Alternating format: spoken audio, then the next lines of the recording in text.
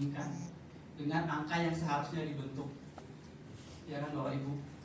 Kalau misalnya pun kita tidak bisa menemukannya, seperti nah ini, kalau tadi kan metodenya itu metode likuiditas ya. Nah ini kalau ada metode likuiditas ini, kalau misalnya saya kurang tahu ya, nanti dia memposisikan lancar di mana itu jangan ditanya saya atau tim ya, karena kita itu sudah langsung menggunakan di dalam laporan ya.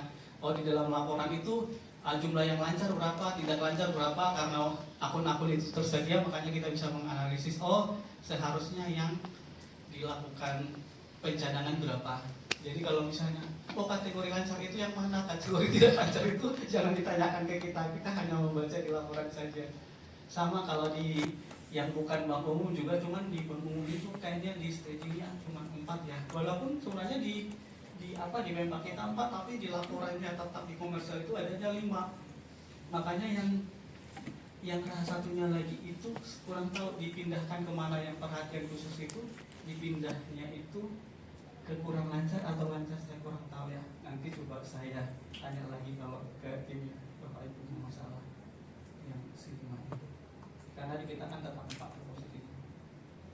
Nah kalau yang baru itu menggunakan staging.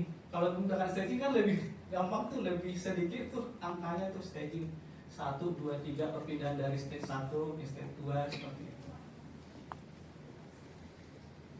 Nah paling nanti kalau misalnya perhatian kita itu adalah kalau ternyata wajib pajak kita itu sudah menghitung dan ternyata di laporan kita atau ada informasi yang bisa kita dapatkan kalau wajib pajak kita itu bank-bank yang memberikan pinjaman itu disertai agunan. Nanti kalau misalnya ternyata ada pinjaman-pinjaman itu disertai agunan, maka pinjaman itu harus dikurangkan dulu dari agunannya. Misalnya yang mau dihapus atau dilakukan penurunan nilai itu dari ternyata agunannya itu adalah agunan-agunan sekuritas ya, barang-barang liquid.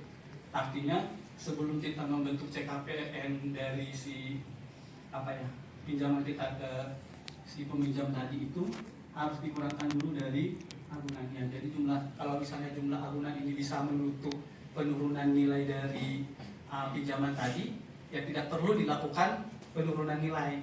Tapi kalau misalnya itu melebihi dari nilai agunannya, ya yang dikasih itu hanya selisih dari nilai agunannya saja.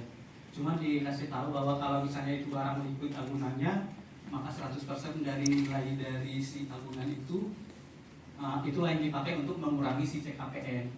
Tapi kalau misalnya agunannya itu di luar barang liquid, bukan barang-barang kas dan setara kas misalnya, maka 75% lah yang dipakai sebagai pengurang dari CKPN-nya seperti itu. Nah kalau ini sih mungkin tidak perlu kita bahas ya, yang apa sih yang dihapus itu kan sudah kita punya aturan tuh, sudah dinyatakan telah ditagih, dipublikasikan. Sama ini yang ada ini tuh kan biasanya itu yang debitur yang 50% itu yang tidak ada rinciannya, yang kadang kalau misalnya kita analisis ini yang dihapus yang mana aja kita nggak nemu, ternyata karena si wajib pajaknya itu adalah debitur yang plafon atau pinjamannya itu di bawah 20 juta. Yang nyata-nyata tidak tertagih itu yang benar-benar dihapus ya. Walaupun kadang kalaupun kita hitung ini kan kadang kalau analis ya hanya tidak pernah menghitung ini sebagai foto, misalnya catatan saja yang benar-benar dihapus. Nanti kita sajikan dengan lampirannya dia, dengan daftar nyata-nyata bintang-bintang dia. Kalaupun jumlahnya tidak sama, biasanya kami tidak menghitung ini sebagai potensi, tetapi hanya menganggap itu sebagai catatan, karena tadi ada kondisi di mana ada bagian yang tidak perlu ada daftarnya. Nah ini mungkin critical point-nya ya.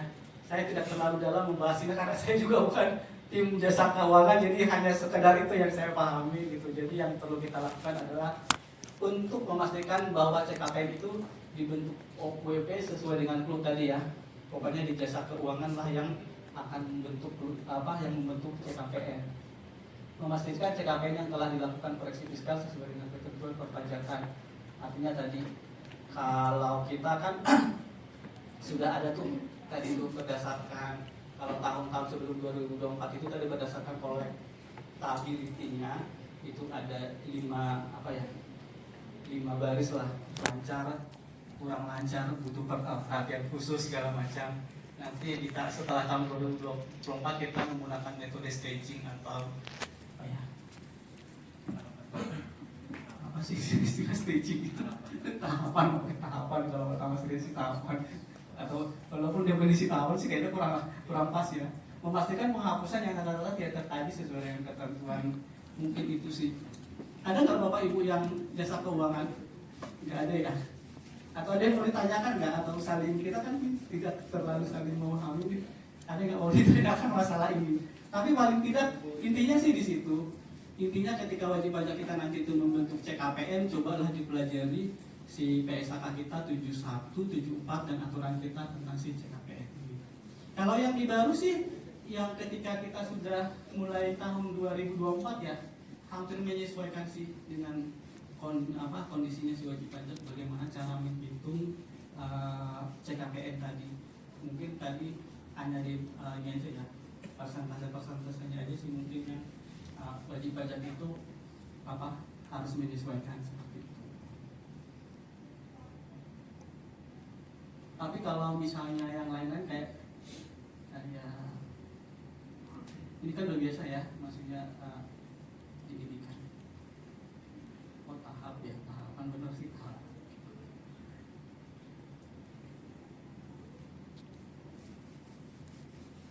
Ada yang mau ditanyakan Bapak Ibu atau kita lanjut saja lah ya?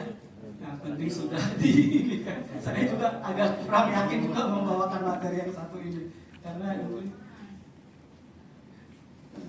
ini masalah provisi ya. Jadi provisi itu kan kayak semacam kewajiban kita di masa mendatang yang secara jumlah tidak pasti, secara waktu tidak pasti, tapi itu pasti kita bayar. Itu namanya provisi. Misalnya apa ya provisi? Provisi itu termasuk ya itu tadi yang saya bilang, termasuk pencadangan-pencadangan untuk kegiatan yang harus kita bayar, misalnya jasa tambang misalnya si wajib pajak itu di seluruh pemerintah misalnya untuk menutup hasil galian, sebenarnya itu masuk kategori provisi juga. Karena itu pasti akan dibayar sama dia ketika si tambang itu sudah selesai digali, atau misalnya hutan ketika ini harus ditanami lagi misalnya, itu provisi namanya. Itu artinya tidak, itu boleh disajikan oleh wajib pajak di laporan laba rugi si provisi ini ya, walaupun tidak tahu kapan nanti itu akan dibayarkan. Atau misalnya barang yang sudah diterima oleh wajib pajak tetapi pekerjaan itu belum selesai dikerjakan, misalnya provisi yang diterima oleh bank misalnya dari si peminjam misalnya, itu kan sebenarnya masuk kategori utang provisi ya.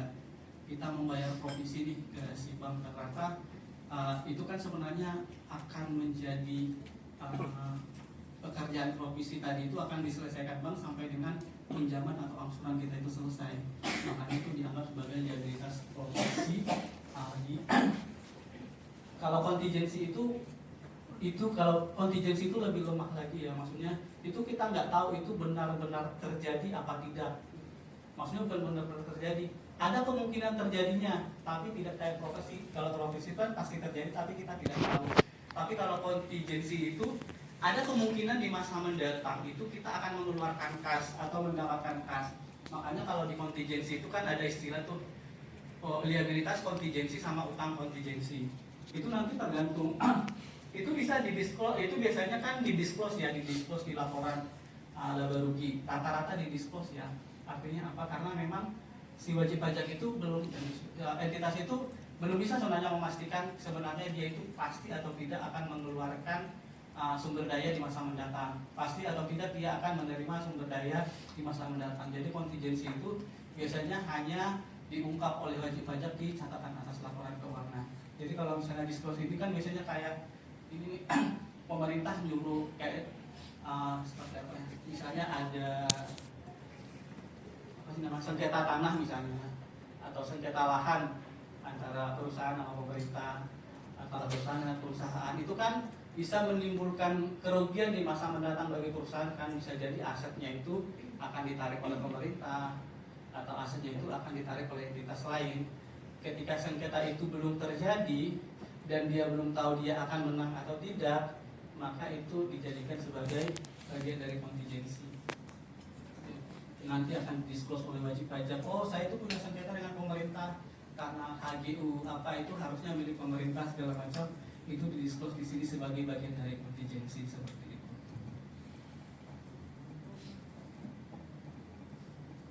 Dan biasanya itu dikasih tahu sih sebenarnya probabilitasnya itu si wajib pajak nanti akan kehilangan asetnya atau akan membayar sumber daya itu tuh biasanya di-disclose.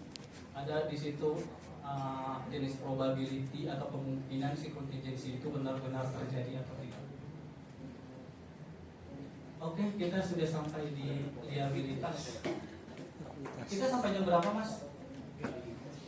Sampai 3/4 ya.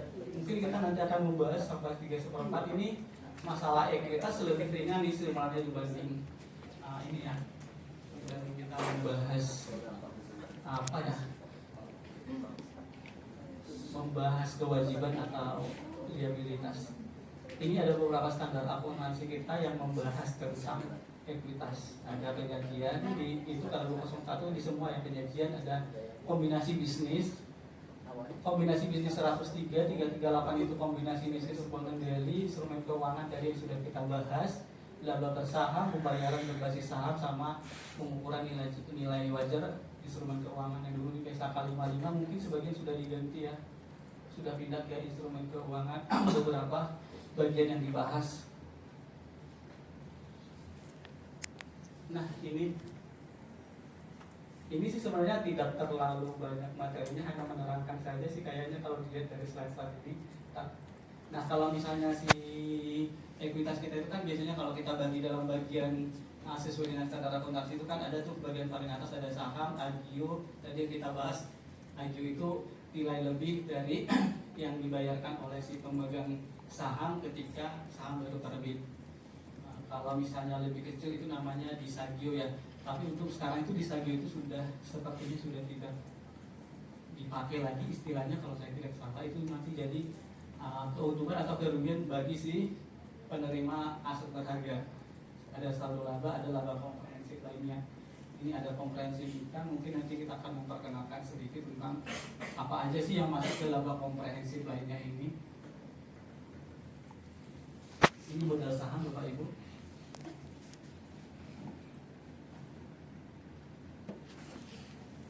Ini ada istilah-istilah mungkin perlu kita perhatikan. Ada istilahnya modal dasar. Kalau kita baca di laporan keuangan wajib pajak di bagian catatan itu kan selalu disebutkan, oh saya punya modal dasar segini, ditempatkan berapa persen, yang sudah disetor berapa, terus ada imbrank, ada kewajiban auditnya. Imbrank ini udah biasa ya kita dengar, artinya si pemilik modal itu menyerahkan penyertaannya itu bukan dalam bentuk kas dan separakan, tetapi dalam bentuk aset selain uang tadi. Nah pertanyaannya itu tuh kemarin sudah dikelirkan bahwa si imbrank ini bukan bagian dari objek PPN, tidak dianggap sebagai bagian dari penyerahan. Nah ini ada mungkin apa ya, kemungkinan case yang terjadi sehingga modal saham itu bisa bertambah atau terbentuk. Misalnya begitu baca secara tertutup artinya ya biasa ya, investor atau pemegang saham itu menambah sahamnya. Kemudian ada penawaran saham secara terbuka di sini, ada konversi saham, sama ada program ESOP atau MESOP ya, manajemen and employee. S-nya itu apa ya? Saya ikut nanti dibahas lagi, saya lupa SOP ini. Ini contohnya, ini contoh-contoh aja Bapak Ibu ya, modal saham apa ini aja.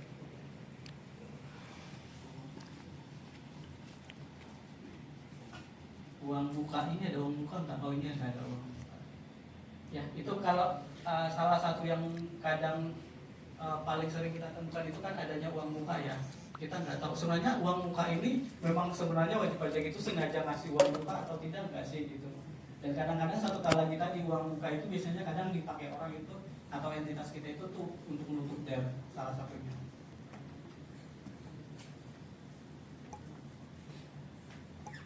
Nah ini contoh penjajian aja ya Bapak Ibu ya, kayaknya ya ada tinggal kita sandingkan aja equity. Kalau ini kan sebenarnya jumlah nominal ya, jumlah nominal. Nah ini nih modal yang belum disahkan gitu, capital has not been. Sebetulnya yang kayak gitu tuh agak bermasalah di kita ya. Capital has not been utilized, artinya ini belum disahkan sebenarnya. Artinya dia sudah naruh modal tetapi belum dijadikan sebagai lembar saham, belum diaktakan sama si perusahaan yang 9787 tadi. Dan itu jumlahnya udah dari tahun lalu ya. Itu mungkin perlu ditanyakan Bapak Ibu. Padahal kan sebenarnya ada penambahan ya dari 84 ke 158, sementara yang di bawah itu masih ada saham yang belum diaktakan. Kenapa yang nggak saham yang diaktakan aja itu dulu masuk ke saham yang itu, padahal dari awal itu kan udah standby ya, standby di situ.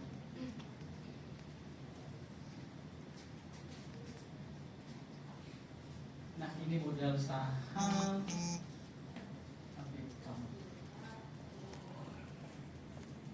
Nah ini kenapa ada modal saham yang diaktakan lebih dari saham pos-posan? Ini mungkin perlu ditanyakan Bapak Ibu. Barang-barang yang belum diaktakan sama sekali pada itu ada sekitar 49. Nah tadi baru kita bahas ya kapital. Padahal kan sebenarnya kalau kita lihat dari mutasi ini kan 84 dikurang 158 itu sekitar 70-an ya, sekitar 74. Nah, pas itu kan terbit saham baru ya, nggak mungkin nggak terbit saham baru, dan terbit saham barunya itu nggak ada adunya juga, berarti lembaran saham yang keluar itu juga cukup banyak. Kalau kita sandingkan dengan 9782 itu kan sebenarnya ya masih cukup lah sih 97-nya itu untuk dipindahkan ke saham yang seharusnya diaktakan.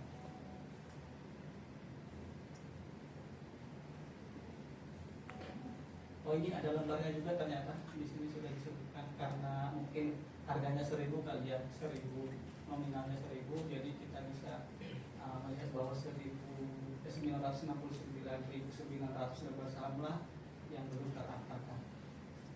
Mungkin nanti kalau misalnya kita seperti ini kalau ditanyakan kenapa tidak diaktakan padahal sudah melewati 1 atau 2 tahun periode laporan.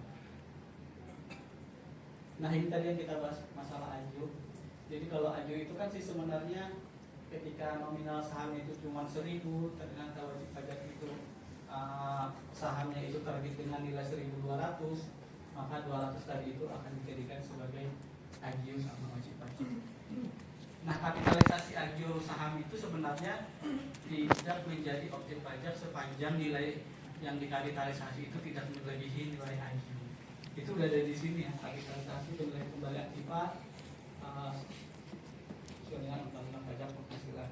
Nah ini yang bukan jadi objek pajak. Pembayaran dividen ini, tapi kalau kayak gini tuh objek pajak nggak ya? Kapitalisasi agio misalnya gini, kapitalisasi agionya itu muncul dari IPO yang dari masyarakat luas, terus dikapitalisasi menjadi saham, tapi sahamnya berdiri. Kira-kira jadi objek pajak nggak ya? Itu kan kalau ini kan misalnya agio itu kan bisa jadi muncul dari berbagai banyak hal ya. Misalnya saham berdiri nih dari awal nggak punya agio misalnya, terus nanti dia IPO kan, muncullah agio saham di sana. Kalau misalnya tiba-tiba agio saham seluruhnya itu dibagi secara merata ke semua pemegang saham sesuai dengan persentase, kira-kira objek pajak nggak ya? Itu kan sebenarnya penghasilan ya. Tapi kan kalau misalnya kalau tadi dia disebutkan di sini kan agio saham itu bukan objek pajak ya, tidak termasuk pemberian saham bonus, ya kan, bukan termasuk dalam objek dividen, tidak. Sepanjang dari agio itu kira-kira objek pajak. Kalau ini kan sebenarnya kalau kita terjemahkan bahasa ini kan, kalau misalnya agio doang yang kita pindahkan ke saham itu bukan objek dividen atau bukan objek pajak ya. Tapi kalau kondisi tadi itu kira-kira jadi objek pajak enggak ya? Itu kan tidak dijual posisinya mas, posisinya hanya memindah dari agio. Tapi kan sebenarnya dari awal itu agio itu bukan haknya kan, tetap tidak bisa ya. Nanti coba mungkin kita renungkan bersama ya, yang agio bukan haknya sih seharusnya ya kalau kita. Tapi kalau kita membaca ini sebenarnya itu jatuhnya bukan objek pajak ya. Kalau kita membaca ini ya. Tapi nanti coba deh.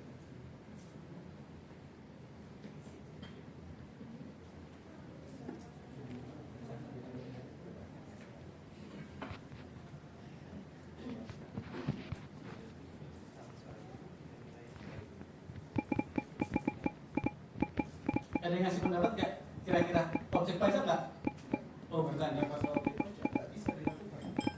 Kalau tadi hanya mencatat fisiknya itu beres.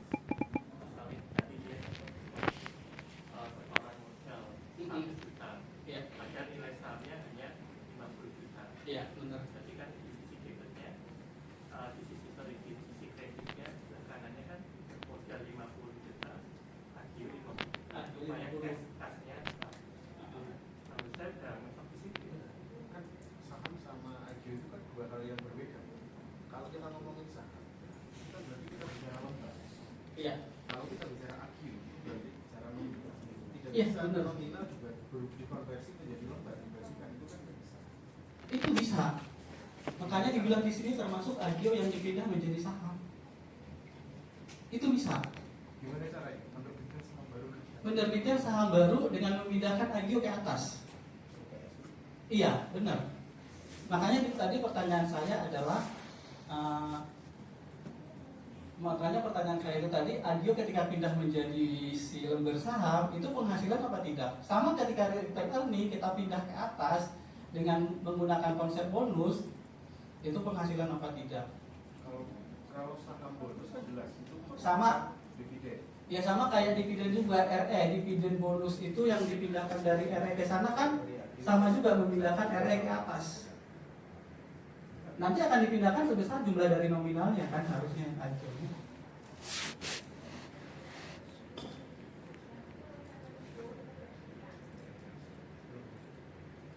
Ini loh kapitalisasi agio saham.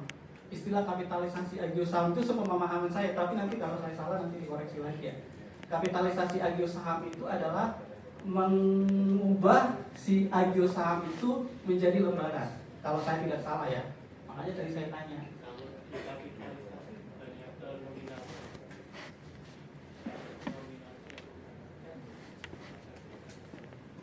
Tidak dong, pemberian saham bonus yang dilakukan tanpa penyetoran.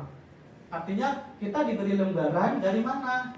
Mengkapitalisasi si agio saham. Artinya kapitalisasi si agio saham itu menjadi pindah jadi lembaran. Yang saya pahami ya, tapi nanti kita baca ulang lagi. Makanya saya pertanyaan saya, yang kalau misalnya memang itu agio bawaan kita, ya oke lah ya, itu memang barang kita, persentasenya kalau berubah. Tapi kalau misalnya yang di IPO itu kan banyak tuh saham-sahamnya masyarakat yang agionya itu melonjak tuh, itu dikapitalisasi, dibagi berdasarkan persentase kepemilikan, kira-kira jadi penghasilan nggak sih sebenarnya kalau secara logik? Tapi kalau secara baca ini sih harusnya tidak. Kalau ini bukan dari perdebatan lagi, kapitalisasi agio itu setahu saya agio itu dipindah menjadi lembaran saham atau saham bonus misalnya return earning itu dipindah menjadi saham seperti itu.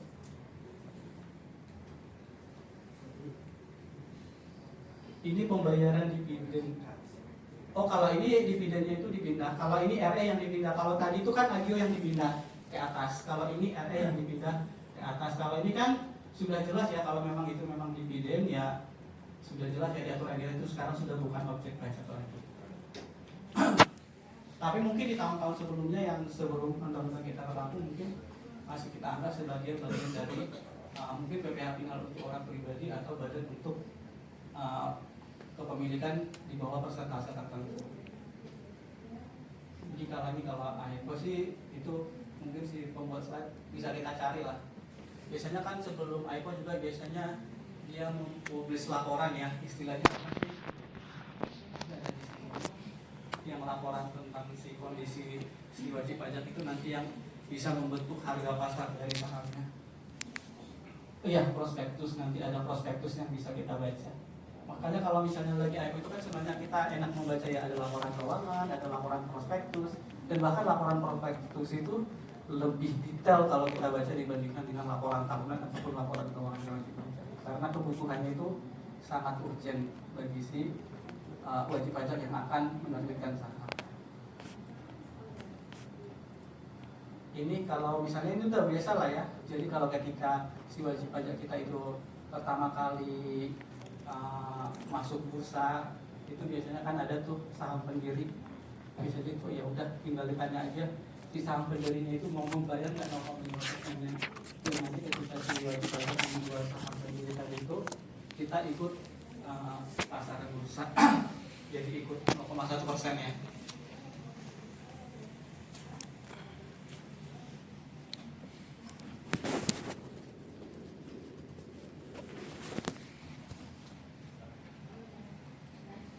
Nah ini contohnya si saham sendiri ya.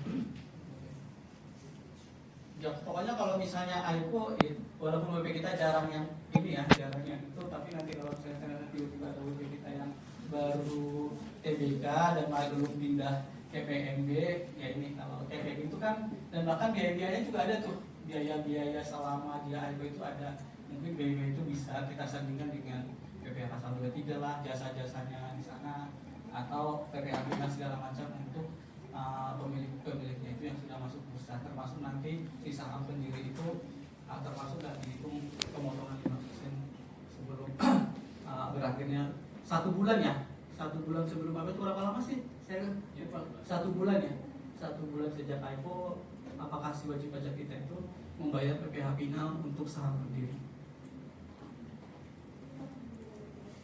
Pemotongan modal, kapitalisasi, ini kayaknya contoh aja ya Bapak Ibu. Ada setoran modal, konversi tambahan modal di setor, ada penawaran saham perdana, ini mungkin yang AIPO ya.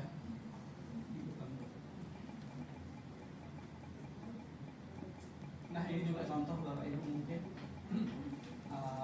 yang lama yang baru setelah si wajib pajak itu masuk bursa, kira-kira apa aja sih ekuitas yang bertambah di laporan posisi keuangannya si wajib pajak, dan itu juga nanti bisa kita lihat di laporan arus kasnya ya, ketika AIPO dana yang didapat si wajib pajak itu berapa, begitu nanti dari modal setor, tambahan modal setor, seperti itu.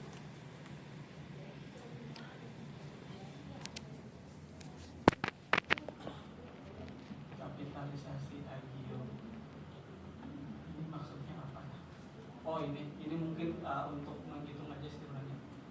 Yang saham sendiri berapa sih, harga AIPO-nya berapa, nanti ditambahkan 0,5%.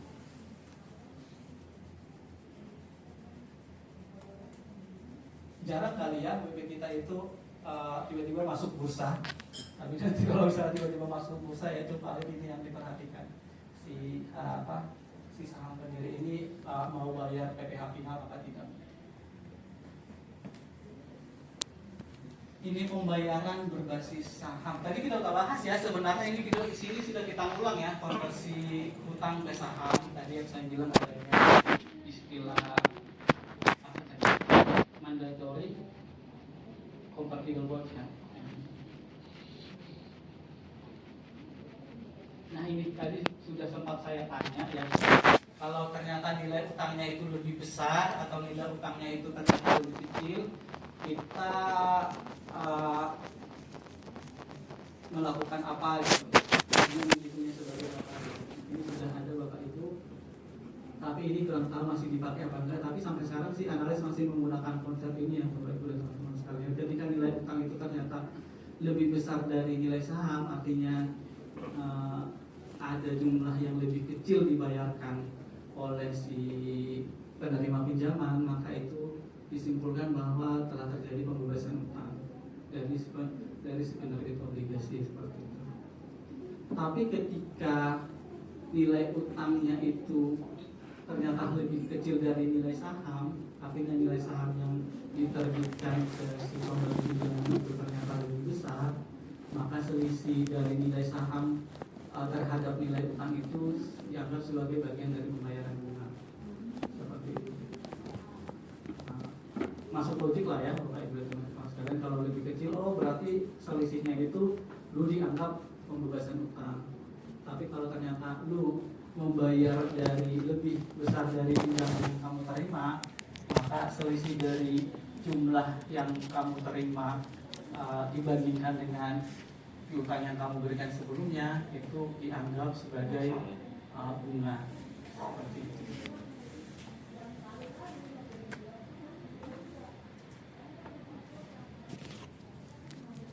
Ini contoh aja Bapak Ibu,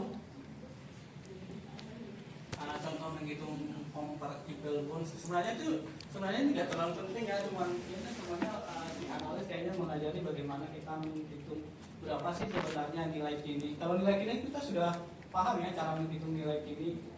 Udah ada, kalau di Excel kan udah ada ininya tuh. Walaupun kayaknya si analis kayaknya kurang teliti menghitung sepertinya ya. Jadi itu sebenarnya tinggal kita present value kan aja si angka ini. Nilai sekarang dari 2 juta, kalau nanti ada barang 2 juta, kita bayar 3 tahun ke depan, sekarang itu nilainya sekarang berapa sih?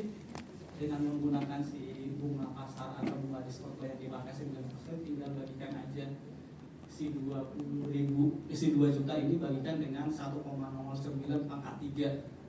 Ini kan karena ini kan kalau di istilah kita itu kan pembayaran sekali ya, pembayaran sekali, bukan pembayaran tiap waktu. Nanti yang pembayaran tiap waktu itu adalah yang 120. Kalau di contohnya ini kan disebutkan bunga dibayarkan di muka setiap tahunnya.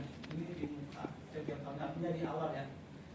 Ini tinggal kita hitung aja menggunakan present value pembayaran setiap annual ya, annual payment. Tapi annual paymentnya itu yang modenya di awal, kita pakai 120 sebagai nilai nominalnya, kita pakai 9% sebagai rate-nya, kita pakai 3 tahun ya, 3 tahun sebagai jangka waktunya, maka ditemukanlah angka ini. Tapi ini angka ini kemarin kami hitung untuk 3 tahun dibayar di akhir periode ya, bukan di awal. Kalau di awal itu kemarin sekitar 331 kalau tidak salah. Maka sebenarnya adalah nilai present value dari si convertible bonds itu sebenarnya adalah 1848 itu mungkin yang mau diceritakan sama slide ini ya. Sisanya itu maksudnya ini sebenarnya harusnya nanti jadi komponen ekuitas ketika dikonversi.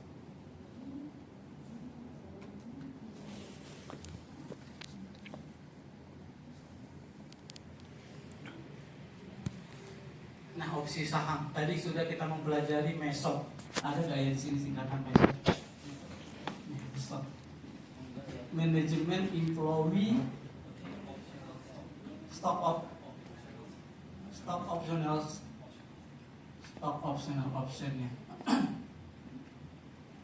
Ini kan sih sebenarnya reward yang dikasih oleh perusahaan ke wajib pajak dengan menerbitkan saham yang nanti si pegawainya itu punya punya hak untuk mengisu ya, kalau nggak salah. Nggak salah sih seperti itu. Pertanyaan gue itu sebenarnya itu kapan tertariknya si program ESOP atau MESOP itu sebenarnya kapan sih tertariknya? Ada nggak potensi pajaknya di program ESOP ini? Ada nggak sih wajib pajak kita itu pernah melakukan program ESOP? Udah bukan TBK ya. Ada nggak kira-kira PPh pasal 21-nya di program ESOP ini?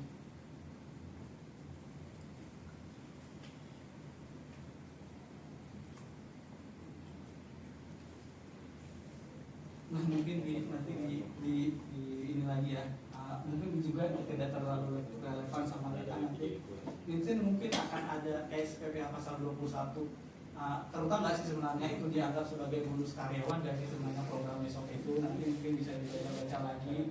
Terus ketika si harga MESOP ini, si barang itu tadi yang sebelum vesting ataupun saya sudah vesting itu dijual, kira-kira kategorinya itu masuk dalam pengalihan harta atau tidak, itu nanti mungkin bisa dibaca lagi Bapak Ibu dan teman-teman sekalian ya.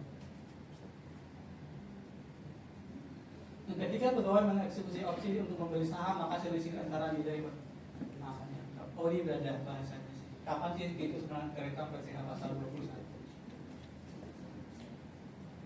Ketika pegawai mengeksekusi opsi untuk membeli saham, maka selisih antara nilai pasar dan harga eksekusi merupakan nilai kompensasi yang diberikan oleh pembeli.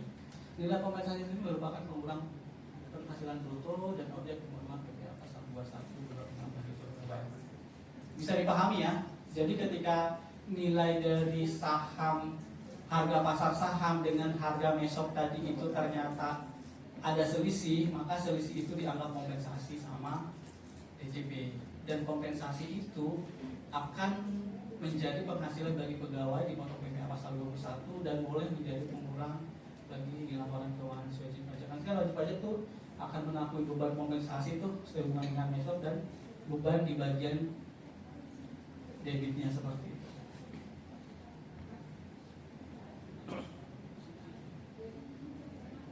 Ekuitas ini masih ESOP ya? Oh ini buyback. Oh ini kalau buyback nanti nggak usah dibahas ya, ini masalah aturan-aturan untuk caranya WP kita itu buyback. Buyback itu kan biasanya di WP TBK ada aturannya bahwa WP yang saham yang lu tarik kembali buyback itu kan ditarik dengan istilah treasury ya, treasury swap itu sebenarnya nggak boleh dipikirkan dengan awal lama. Biasanya buyback itu kan biasanya dipakai oleh perusahaan untuk program esok tadi atau program untuk memperkecil apa sih istilahnya itu laba per saham tadi.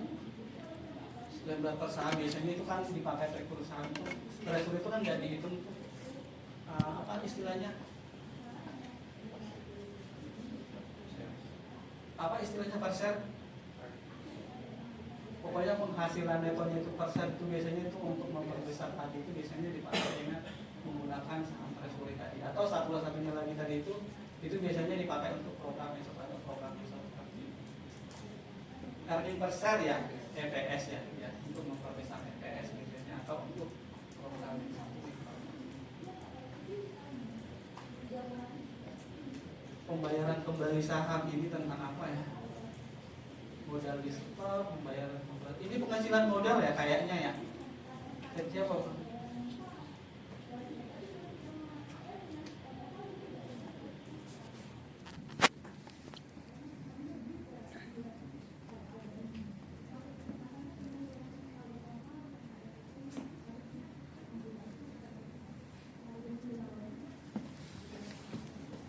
Nah, kalau misalnya sahamnya itu ditarik kembali itu wajib pajak nggak sih sebenarnya pengecilan modal ini?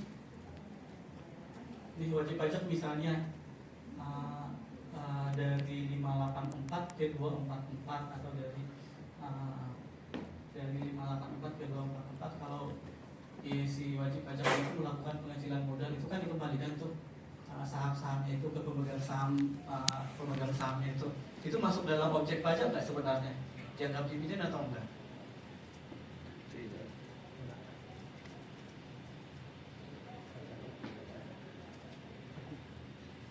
Dianggap dividen enggak? Atau dianggap penghasilan enggak? Atau dianggap penjualan enggak? Paling dinilai ulang lagi. Dinilai ulang ya? Untuk capital gain. Nah, untuk capital gain-nya kalau misalnya pengecilan itu ternyata tidak mengubah persentase misalnya, kalau tidak mengubah persentase isoknya lah ya kita anggap ada barangmu yang hilang misalnya dari 584 ini misalnya ini nggak ada contoh orangnya ya. Coba di next mas ada nggak contoh orangnya? Ini nggak ada next. Misalnya ini mas 584 misalnya.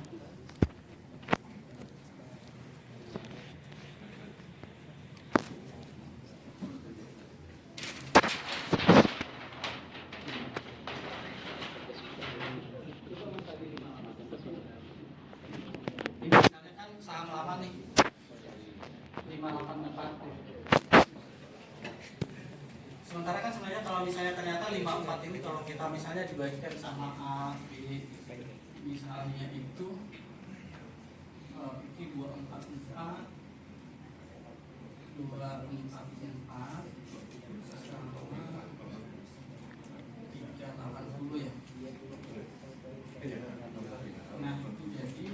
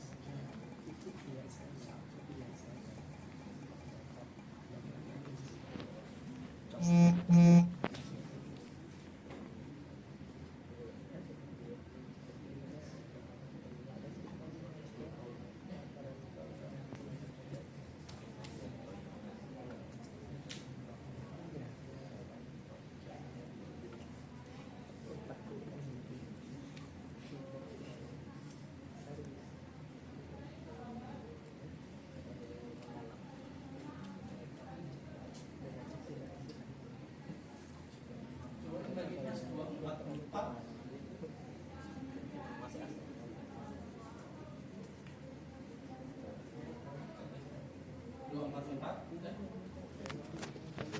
Dibagi 584.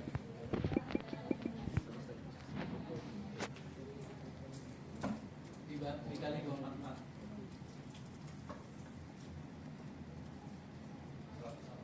Berapa? 100.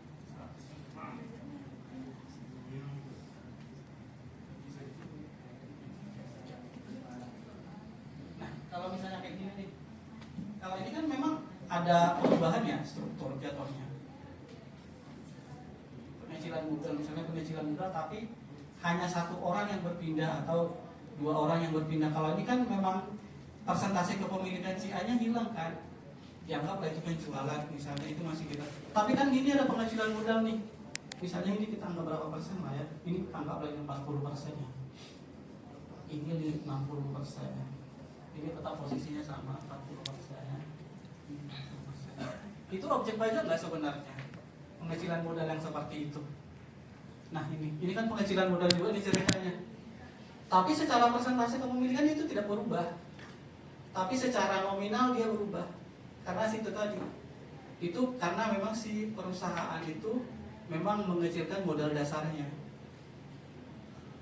Kalau saya bilang kalau sepanjang jumlah yang ditarik itu sebesar nominal sih harusnya bukan objek pajak ya. Dan persentase kepemilikan itu tidak berubah. Harusnya itu tidak berubah.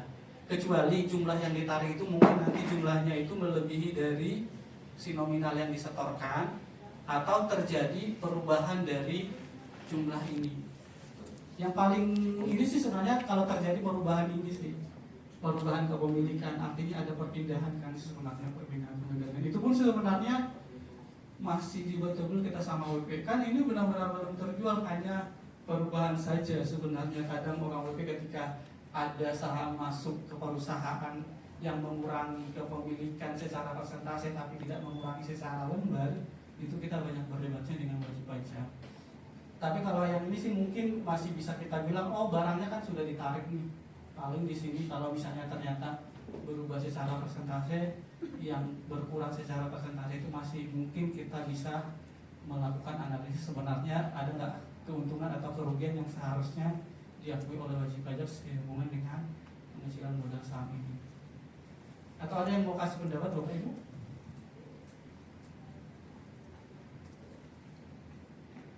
Oke, kalau kita lanjutkan lagi. Pak, Ya, silakan Mas. Pak. Misalnya kalau tadi pengecilan saham tadi itu, tapi dia punya laba besar, laba ditahan. Boleh nggak kita berasumsi Pak bahwa dia sengaja nggak mau bagi dividen? Kalau mungkin di masa waktu dividen belum objek pajak, it's okay ya maksudnya, apalagi ke orang pribadi. Tapi kalau sekarang pun kalau kita bilang itu objek pajak kan sebenarnya tidak ada lagi masalah kan di kita sebenarnya. Oh, saya enggak ngaku ke Pajaknya. sahamnya. Iya. Tapi kan ini kan tiba-tiba ada WP nih, punya laba ditahan banyak nih. Tiba-tiba bilang, Pak, saya mau mengacirkan saham saja kayak gitu. Padahal dia punya laba ditahan nih, yang gede, yang dia nggak pernah bagi-bagi nih misalnya. Kan ada kejadian tuh kayak gitu misalnya. Iya. Itu nggak bisa nggak kita berambung Bapak, kok Bapak nggak bagi dividen aja Pak? Kenapa Bapak mesti ininya Harus mengecilkan modal tadi gitu ya? Iya, kenapa mesti begitu Pak? Kenapa nggak dividen laba ditahan saja yang dibagi? Padahal secara kas juga masih ada, laba ditahan juga gede, gitu. Bisa nggak kita berargumen begitu sama wajib pajak? Bisa saja sih. Tapi itu nanti kita larinya mengiringannya kemana Pak? Dia kan dividen, tapi dia nggak, memang dia kan tidak dividen kan kemarin tidak objek kalau Melalui RUPS. persyaratan tertentu tadi itu. Persyaratan tertentu. Kayak misalnya RUPS atau dividen interim. Oh, diinvestasikan segala macam Ya, gitu. macam itu, dan dia tidak bisa buktikan itu. Oh, itu untuk orang pribadi ya? Untuk orang yang pribadi sih. Kalau saya sih sepanjang persentase ini tidak berubah sih, kalau saya sih masih agak sedikit ragu ya. Karena memang pengecilan modal yang dia sebutkan tadi itu kan ada di undang-undangnya kita juga ya. Undang-undang itu tanya gitu sepanjang ya, coba tadi Mas. Nah ini akibat dari pengecilan modal dasar. Jadi kalau misalnya ini kan sebenarnya undang-undang kita sudah kecuali jika pembayar ini kembali akibat dari pengecilan modal dasar. Jadi kalau misalnya ternyata memang dia sengaja mengecilkan modal di bagian situ, itu kan sih sebenarnya sudah kita tutup ya di aturan yang ini sih sebenarnya. Karena memang ya itu tadi, kalau sebenarnya nanti coba mungkin teman-teman lain berpendapat lain. Kalau saya itu hanya menjadi bisa kita lakukan pengujian lagi kalau ternyata si persentase tadi itu berubah. Kalau sepanjang hanya pengecilan modal saja dan itu modal dasarnya berubah, modal ditempatkannya juga berubah, secara persentase itu tidak berubah sih seharusnya itu bukan objek pajak ya, sudah dijelaskan dengan ini undang-undang kita yang di sini. Kembali seluruhnya atau sebagai modal yang disetorkan. Tapi kalau seluruhnya gimana ceritanya ya? Kembali seluruhnya dibubar kali ya. Ya mungkin bubar, kalau seluruhnya sih mungkin bubar ya. Tapi kalau sebagian sih mungkin iya. Tapi nanti coba kami ini kan lagi ya Bapak Ibu. Atau ada yang mau kasih pendapat sekiranya itu modalnya itu ditarik lagi sebagian karena adanya pengecilan modal ini, kita menganggap seolah-olah itu dividen dan tidak diinvestasikan ya kalau orang pribadi ya, nanti jadi penghasilan sendiri ya. Masih agak susah ya, karena juga kita sudah mengunci sebenarnya juga di undang-undang. Karena juga secara konkret juga itu logik mengecilkan si modal dasar itu kan ya mungkin kegiatan bisnis yang biasa. Oke lanjut Mas, lanjut ini aja bisa ya. Ini yang terakhir ya. Mungkin sebelum kita berdiskusi, ini mungkin yang terakhir. Ini tadi yang masalah, ini kan sebenarnya pengalihan saham ya, segala macam pengalihan saham. Mungkin teman-teman sudah terbiasa dengan apa? Kalau kombinasi bisnis kan ada dua tuh, kombinasi bisnis normal secara biasa sama kombinasi bisnis di entitas pengendali. Nah ini tadi kemarin coba kita bahas, sebenarnya hubungan berelasi itu secara komersial itu diikat seperti apa sih? Nah kalau misalnya kita coba lihat laporan keuangan kan ada tuh wajib pajak yang punya persentase kepemilikan kurang dari 20% itu biasanya kan hanya dicatat sebagai investasi biasa aja yang disajikan dalam metode cost ya. Tapi kalau misalnya wajib pajak itu ternyata memiliki kepemilikan lebih dari 20% tapi kurang dari 50%, itu sudah dianggap jadi bagian dari entitas asosiasi. Artinya wajib pajak itu sebenarnya sudah mempengaruhi si wajib pajak yang lain. Sekaligus sebenarnya itu belum dianggap entitas yang dapat dikontrol, sehingga wajib pajak itu biasanya tidak akan melaporkan itu sebagai bagian dari anak usaha, tapi entitas asosiasi. Tapi kalau nanti kepemilikannya itu sudah lebih dari 50%, itu dianggap sebagai anak usaha yang harus disajikan dalam laporan keuangan konsolidasian seperti itu. Nah, kadang ada pertanyaan tuh, apakah jadi ya anak usaha induknya itu TBK itu tadi ya, anak usahanya apa perlu dilakukan audit? Ada pertanyaan tadi gitu ya. Kalau saya sih bilang tidak perlu ya, yang penting laporan konsolidasian si induknya itu diaudit. Karena kayak kita juga laporan keuangan yang disajikan oleh si wajib pajak kita itu kan sebenarnya adalah laporan keuangan yang diaudit itu kan laporan keuangan konsolidasinya sebenarnya. Dan ya itu tadi, kita juga tidak melarang kan mereka sebenarnya menjanjikan laporan keuangan konsolidasi yang tadi, sepanjang di belakang atau di bagian lampiran itu masih tersedia laporan keuangan tersendiri yang bisa kita baca seperti itu. Nah ini equity method, cost method sudah terbiasa lah ya. Nanti mungkin equity method, cash method itu mungkin nanti akan mempengaruhi di harga ya. Ketika nanti kita mau menghitung harga perolehan, kalau menggunakan metode cost kan sebenarnya harga ini tidak akan berubah ya. Tapi kalau misalnya kita menggunakan equity method, ini akan menyesuaikan dengan kekayaan bersih anak usaha. Jadi kalau anak usahanya kita untung, anak usaha kita itu rugi, maka keuntungan atau kerugian itu nanti akan mempengaruhi nilai investasi. Kalau di metode cost itu nanti tergantung sih sebenarnya. Nanti kita mencatat wajib investasi kita itu AFS atau trading seperti itu, trading atau AFS segala macam, nanti akan melihat itu dihitung dengan menggunakan nilai wajar atau menggunakan nilai cost seperti itu. Nanti kalaupun nanti dihitung menggunakan nilai wajar, nanti itu disajikan di mana, laporan laba rugi atau di laporan laba rugi komprehensif. Nanti paling itu yang akan mempengaruhi ketika kita menganggap itu sebagian dari penghasilan yang menggunakan metode cost di investasi kita. Nah ini contohnya, ini contoh apa ya? Rugi pelepasan anak usaha. Oh ini tadi salah satu contoh penggunaan metode ekuitas yang wajib pajak itu mengakui rugi karena penggunaan metode equity method ya. Jadi ketika menghitung si wajib pajak itu menghitung biaya perolehannya tadi ketika mau menjual anak usahanya, itu dia menggunakan nilai saham atau nilai investasinya pada saat dijual. Tapi nilai investasi itu dihitung menggunakan metode ekuitas. Ketika menggunakan metode ekuitas, wajib pajak itu mengakui, oh saya rugi.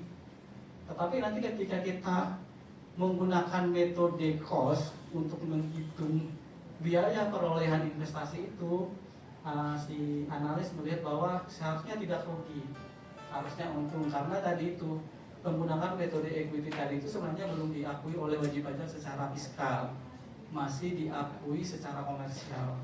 Kalaupun diakui secara komersial, itu nanti diakui sebagai bagian dari penyesuaian fiskal negatif di tahun di mana wajib pajak mengakui keuntungan atau kerugian ketika wajib pajak itu melaporkan kenaikan atau penurunan dari nilai investasi anak usaha seperti itu. Nah ini sebenarnya untuk melihat sebenarnya lebih gampang sebenarnya kalau kita melihat pelepasan atau penggabungan usaha itu apa sih, apa akun-akun yang perlu kita perhatikan. Itu ada nilai transaksi saham, itu nanti ada goodwill, ada nilai wajar aset, sama ada capital gain. Nanti goodwill itu akan diakui oleh pembeli, capital gain itu nanti akan diakui oleh penjual. Goodwill itu nanti akan timbul ketika wajib pajak itu menyajikan laporan keuangan konsolidasian. Jadi kalau wajib pajak itu menyajikan laporan keuangan konsolidasian timbul goodwill, berarti artinya si wajib pajak itu membeli investasi itu di atas nilai wajar bersih aset dari investasi yang dibeli. Nah, goodwill inilah yang dipakai untuk menjadikan selisih lebih antara nilai pembelian dibandingkan dengan nilai wajar aset investasi yang dibeli. Bagaimana dengan seandainya wajib pajak itu nilai wajar aset yang dibeli itu ternyata lebih kecil dari kas yang dibayarkan. Kalau dulu kan kita mengenal istilah goodwill negatif ya, goodwill negatif. Tapi kalau di akuntansi baru itu sudah tidak ada lagi yang namanya goodwill negatif. Adanya itu adalah diskon pembelian. Kalau goodwill ini kan masuknya di laporan posisi keuangan. Kalau si goodwill negatif tadi itu tidak perlu lagi masuk di laporan posisi keuangan, sudah langsung masuk di laporan laba rugi. Jadi wajib pajak itu nanti akan menyajikan investasinya itu sebesar nilai wajar aset yang dia peroleh. Selisih antara kas dengan nilai wajar aset yang diperoleh itu akan diakui sebagai penghasilan. Penghasilan itulah yang dilebut atau disajikan dengan akun diskon pembelian seperti itu. Nah itu mungkin menjadi ini juga bagi kita ketika si wajib pajak itu membeli dengan di bawah harga dan diskon pembelian itu nanti riwayatnya tidak ada di laporan posisi keuangan, ketika itu dijual si diskon pembelian itu nanti tidak ada riwayatnya, tinggal kita lihat di laporan transaksi investasi ini seperti itu. Sedangkan nanti kalau wajib pajak itu nanti akan mengakui adanya capital gain, yaitu selisih antara nilai buku barang yang dijual kita sandingkan dengan nilai kas yang dia terima atas penjualan tadi. Nah ini contohnya ada goodwill, berarti ini yang menyajikan adalah yang membeli ya. Kalau yang membeli akan menyajikan goodwill yang timbul seiring dengan akuisisi. Maka itu artinya dia membayar lebih atas nilai wajar aset yang dia beli. Kalau ada goodwill kemungkinan berarti ada keuntungan bagi penjual ya. Ya secara sederhana kita membacanya seperti itu. Walaupun itu tidak selalu seperti itu ya. Tapi secara sederhana logikanya berpikir kayak ketika kita membaca, oh ternyata ada goodwill nih. Kemungkinan besar si wajib pajak itu yang penjualnya itu kemungkinan akan mendapatkan keuntungan atau capital gain sehubungan dengan transaksi kombinasi bisnis ini. Nah ini dibacanya Bapak Ibu, transaksi penjualan saham di bursa atau non bursa. Kalau di bursa kan itu 4 ayat 2 ya, sudah ada tarifnya yang juga bisa diutak-atik lagi. Kembali yang di non bursa paling nanti kita lihat penerimanya itu apa, yang penerima penghasilan atau yang menjual investasi itu adalah dalam negeri atau luar negeri. Kalau dalam negeri ya itu seperti biasa kita hitung capital gain-nya di PPh pasal 17, tapi kalau nanti itu penerimanya adalah luar negeri itu kita 4 ayat 2 ya. Apa? 26 ayat 2. PPh pasal 26 ayat. Kemudian nanti kalau transaksi luar negeri dan penerima transaksi dan penerima penghasilan di luar negeri.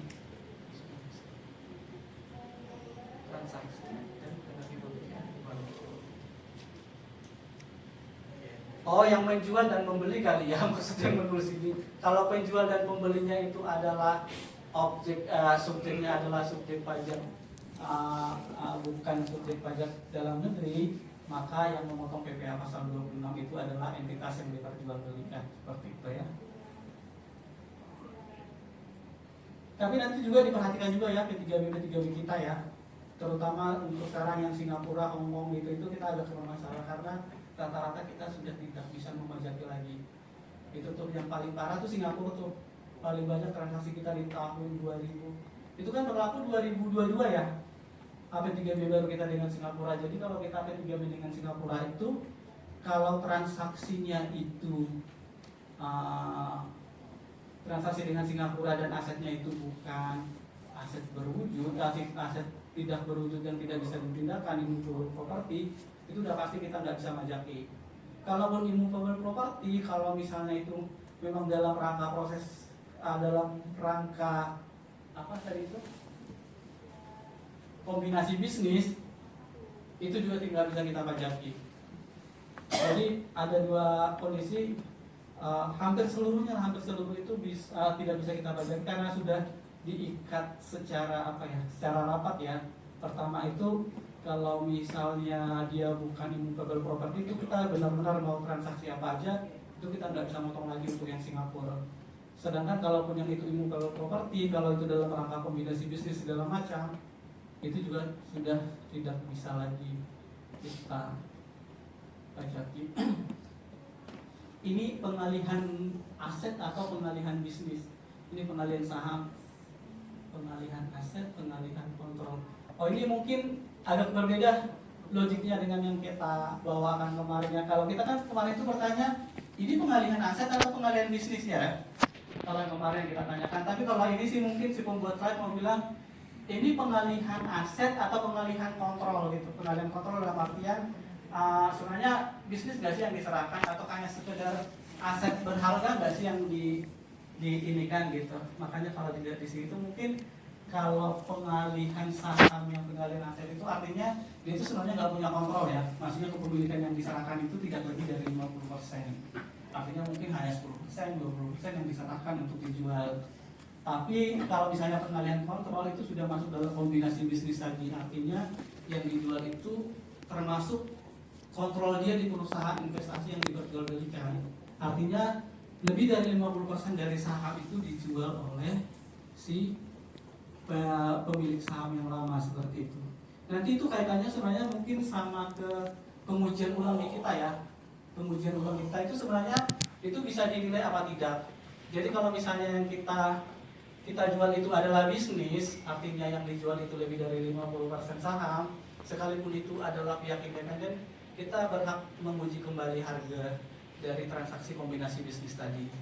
Tapi kalau misalnya itu si pengalihannya itu bukan dalam rangka kombinasi bisnis, ya harga yang disepakati itulah harganya kalau itu pihak independen.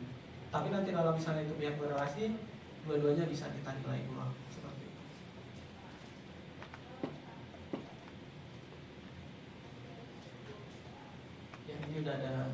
Kalau ini sih putusan MA nanti dua aja. Ini tadi udah kita bahas ya, pemotong saham di luar negeri. Kalau yang diberikan itu ini di luar negeri, maka kita akan memotong pengalihan saham di luar negeri. Ini judulnya benar nggak sih, pengalihan saham di luar negeri? Terhadap BPN berpedoman yang mempunyai prosedur.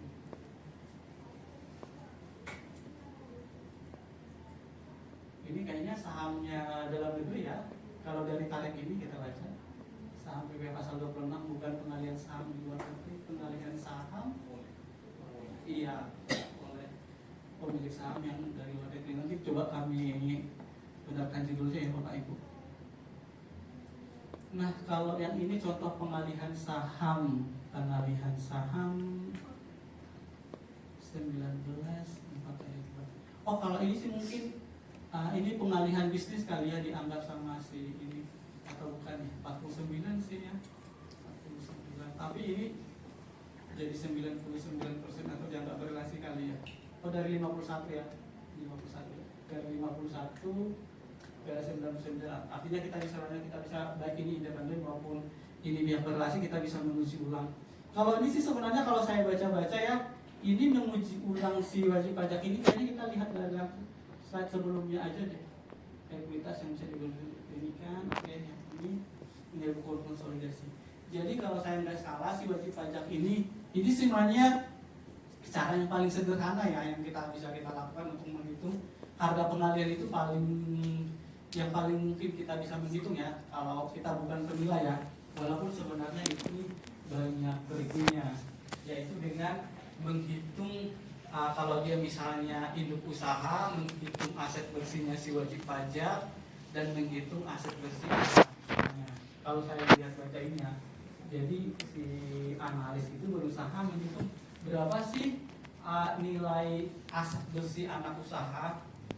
Nah, dia menghitung tuh anak usahanya itu dia dihitung, terus hitung lagi anak usaha yang di bawahnya. Nanti didapatkanlah sebenarnya berapa sih nilai aset bersih perusahaan ini. Kemudian itu ditambahkan dengan asetnya si induk. Ketika ditambahkan dengan asetnya si induk, maka ditemukanlah nilainya itu sekitar 39 itu dari angka asetnya si anak usaha itu 37 ya, hampir 37, asetnya si induk itu 2740. Kemudian disimpulkan bahwa aset bersihnya si perusahaan secara konsolidasi itu sebesar 39672. Ada yang komplain nggak dengan cara pengujian ini? Jadi kalau saya baca ya, ini contoh.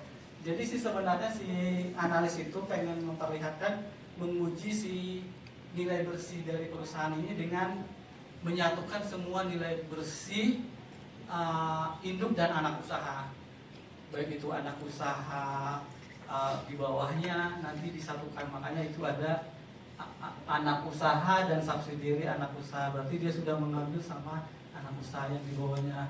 Kurang tahu ini berapa layer yang diambil sebenarnya sama si analis. Dia menghitung jumlahnya itu sekitar 36931. Kalau kita melihat dari sini ya mungkin ada anak usahanya itu yang masih, kalau saya membaca ini yang membayangkan ini kemungkinan besar ada anak usahanya itu yang perusahaan manajemen holding. Jadi mungkin ini kan gak ada asetnya tuh, asetnya itu masih dalam bentuk investasi, makanya dia diambil ke anak usaha berikutnya. Makanya angka ini kalau kita lihat ada yang anak usaha. Terus coba kita lihat lagi tuh diikat sama ini. Kira-kira ada permasalahan nggak kalau kita menghitung dengan cara seperti ini? Ini mungkin sudah mengurangkan dengan utang piutang berelasi kali ya, tapi saya kurang tahu juga. Ada nggak sih kira-kira? Nah, maksudnya itu tepat nggak ya sebenarnya kita menghitung seperti ini? Tapi mungkin inilah yang mungkin bisa kita lakukan ya, dengan menghitung nilai buku. Walaupun ini sebenarnya masih belum nilai pasar ya atau nilai wajar, tapi si nilai buku secara bersih dengan menghitung berapa aset dan utang dikurangkan, maka jumlah itulah yang dihitung sebagai bagian dari jumlah kekayaan dari si aset entitas yang diperjualbelikan. Nanti mungkin ada trik-triknya sih di situ, masalah utang piutang antara berelasi, penjualan antara berelasi yang harganya itu maksudnya itu barang-barang itu belum sampai ke pihak ketiga. Kalau kita mengikuti konsep konsolidasi kan ada tuh bagian-bagian yang harus saling hapus gitu, yang nilainya itu mungkin ini, tapi mungkin ini sudah dipertimbangkan kali ya, saya kurang tahu. Udah dikurangkan sih sebenarnya, merepresentasikan konsolidasi, mengurangkan investasi subsidiary, piutang afiliasi, kewajiban afiliasi. Mungkin yang sifatnya saling hapus itu sudah dilakukan penghapusan sih seharusnya ya. Walaupun nanti ya ini kan belum tentu akurat juga perhitungannya. Dengan menggunakan perhitungan tadi didapatkanlah nilai hukum itu sebenarnya di 31 Desember 2022 itu adalah 39672 dari angka tadi ya. 39672 ya, benar ini angka ya. 9672. 39672 itulah dibagikan dengan nilai saham yang beredar.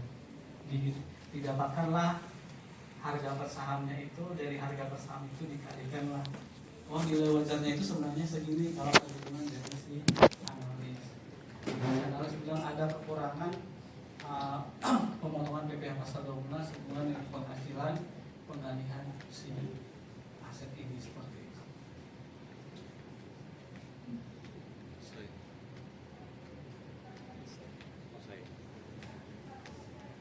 Ya, Mas, habis.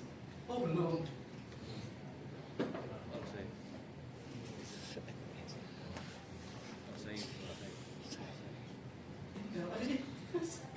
Gak mau lagi dia.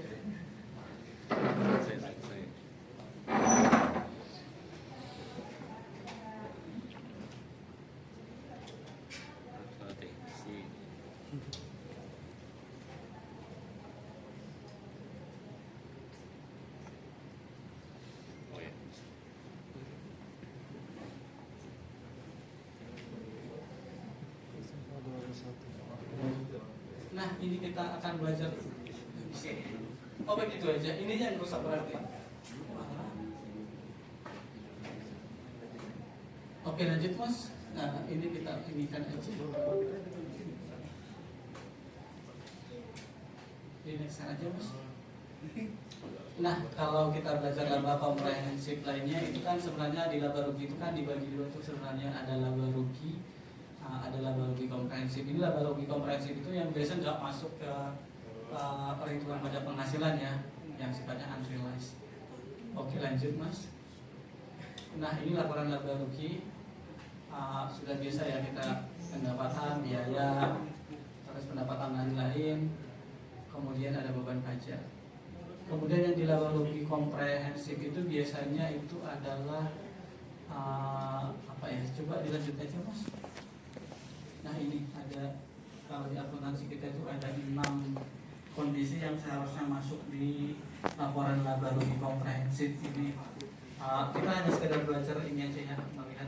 Oh ini tadi kemarin sudah kita bahas ya, selisih rugi selisih revaluasi aset tetap.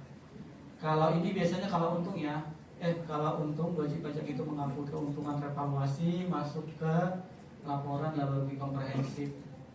Tapi kalau misalnya wajib pajak itu ngakunya rugi, ketika dinilai itu boleh masuk di laporan laba rugi, nggak perlu masuk di laporan laba rugi komprehensif, tapi langsung masuk di laporan laba rugi biasa. Kemudian ini ada keuntungan kerugian. Tadi kan kita sudah bahas juga yang masalah imbalan pasca kerja. Jadi kalau ketika wajib pajak itu menghitung aktuarial masalah manfaat pasti yang dihitung sendiri sama si wajib pajak. Jadi wajib pajak itu menggunakan program manfaat pasti, kemudian ada keuntungan atau kerugian aktuarial itu akan disajikan di laporan komprehensif wajib pajak.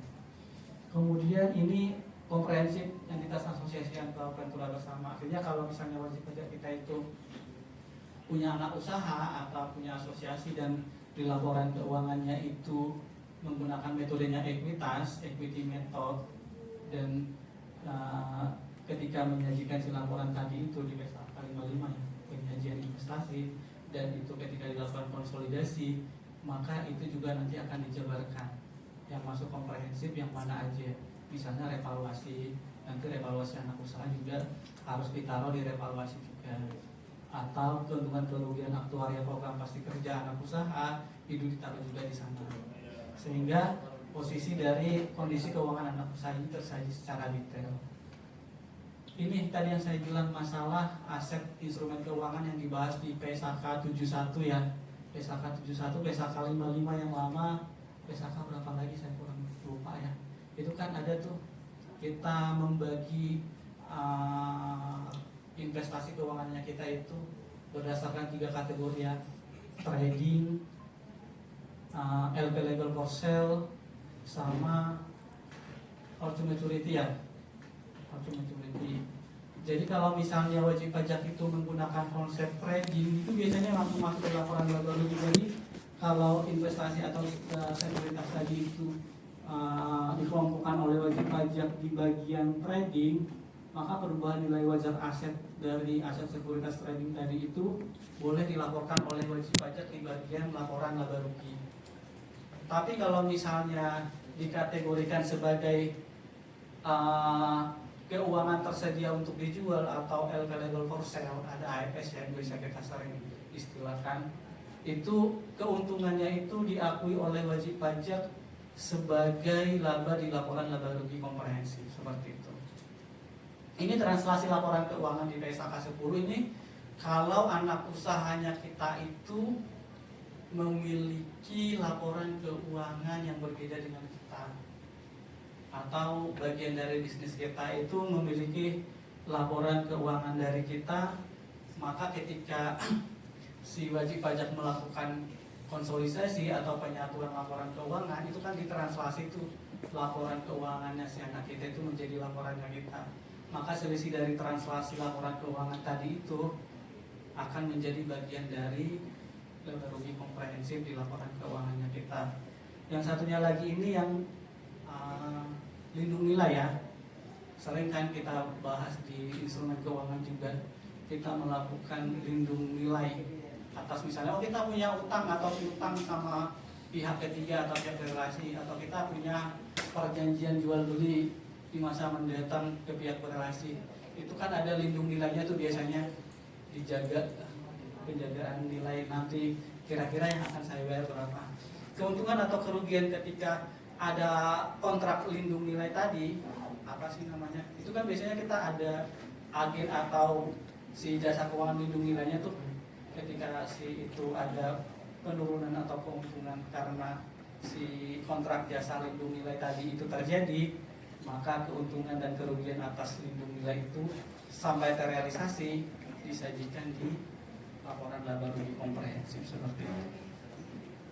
Nah, kalau yang sisa revaluasi aset tetap ini pokoknya setiap yang sudah terrealisasi nanti akan langsung pindah ke return earning, tidak akan melalui laba rugi.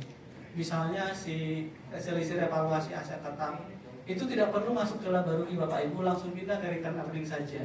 Misalnya wajib pajak itu misalnya merevaluasi misalnya ada 20 misalnya.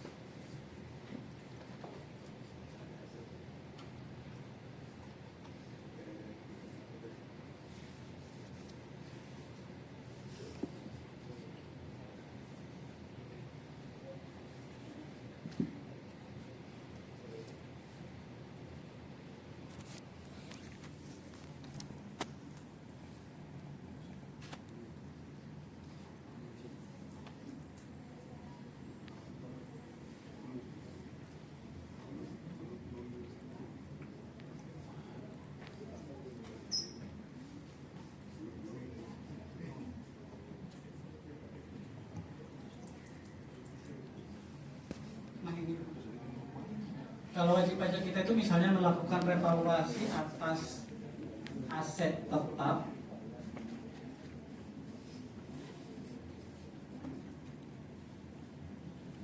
misalnya wajib pajak kita itu melakukan revaluasi aset tetap yang book value-nya itu misalnya 80 ya Bapak Ibu, dan masa manfaatnya itu sudah tersisa 4 tahun.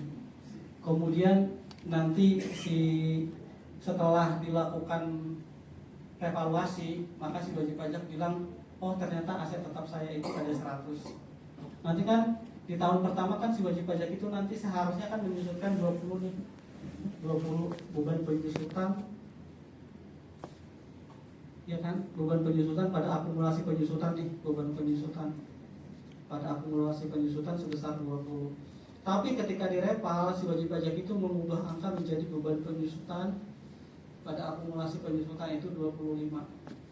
Ketika ada perbedaan dari 25 ke 20, maka si return earning akan bertambah 5. Maka nanti akan dijurnal juga.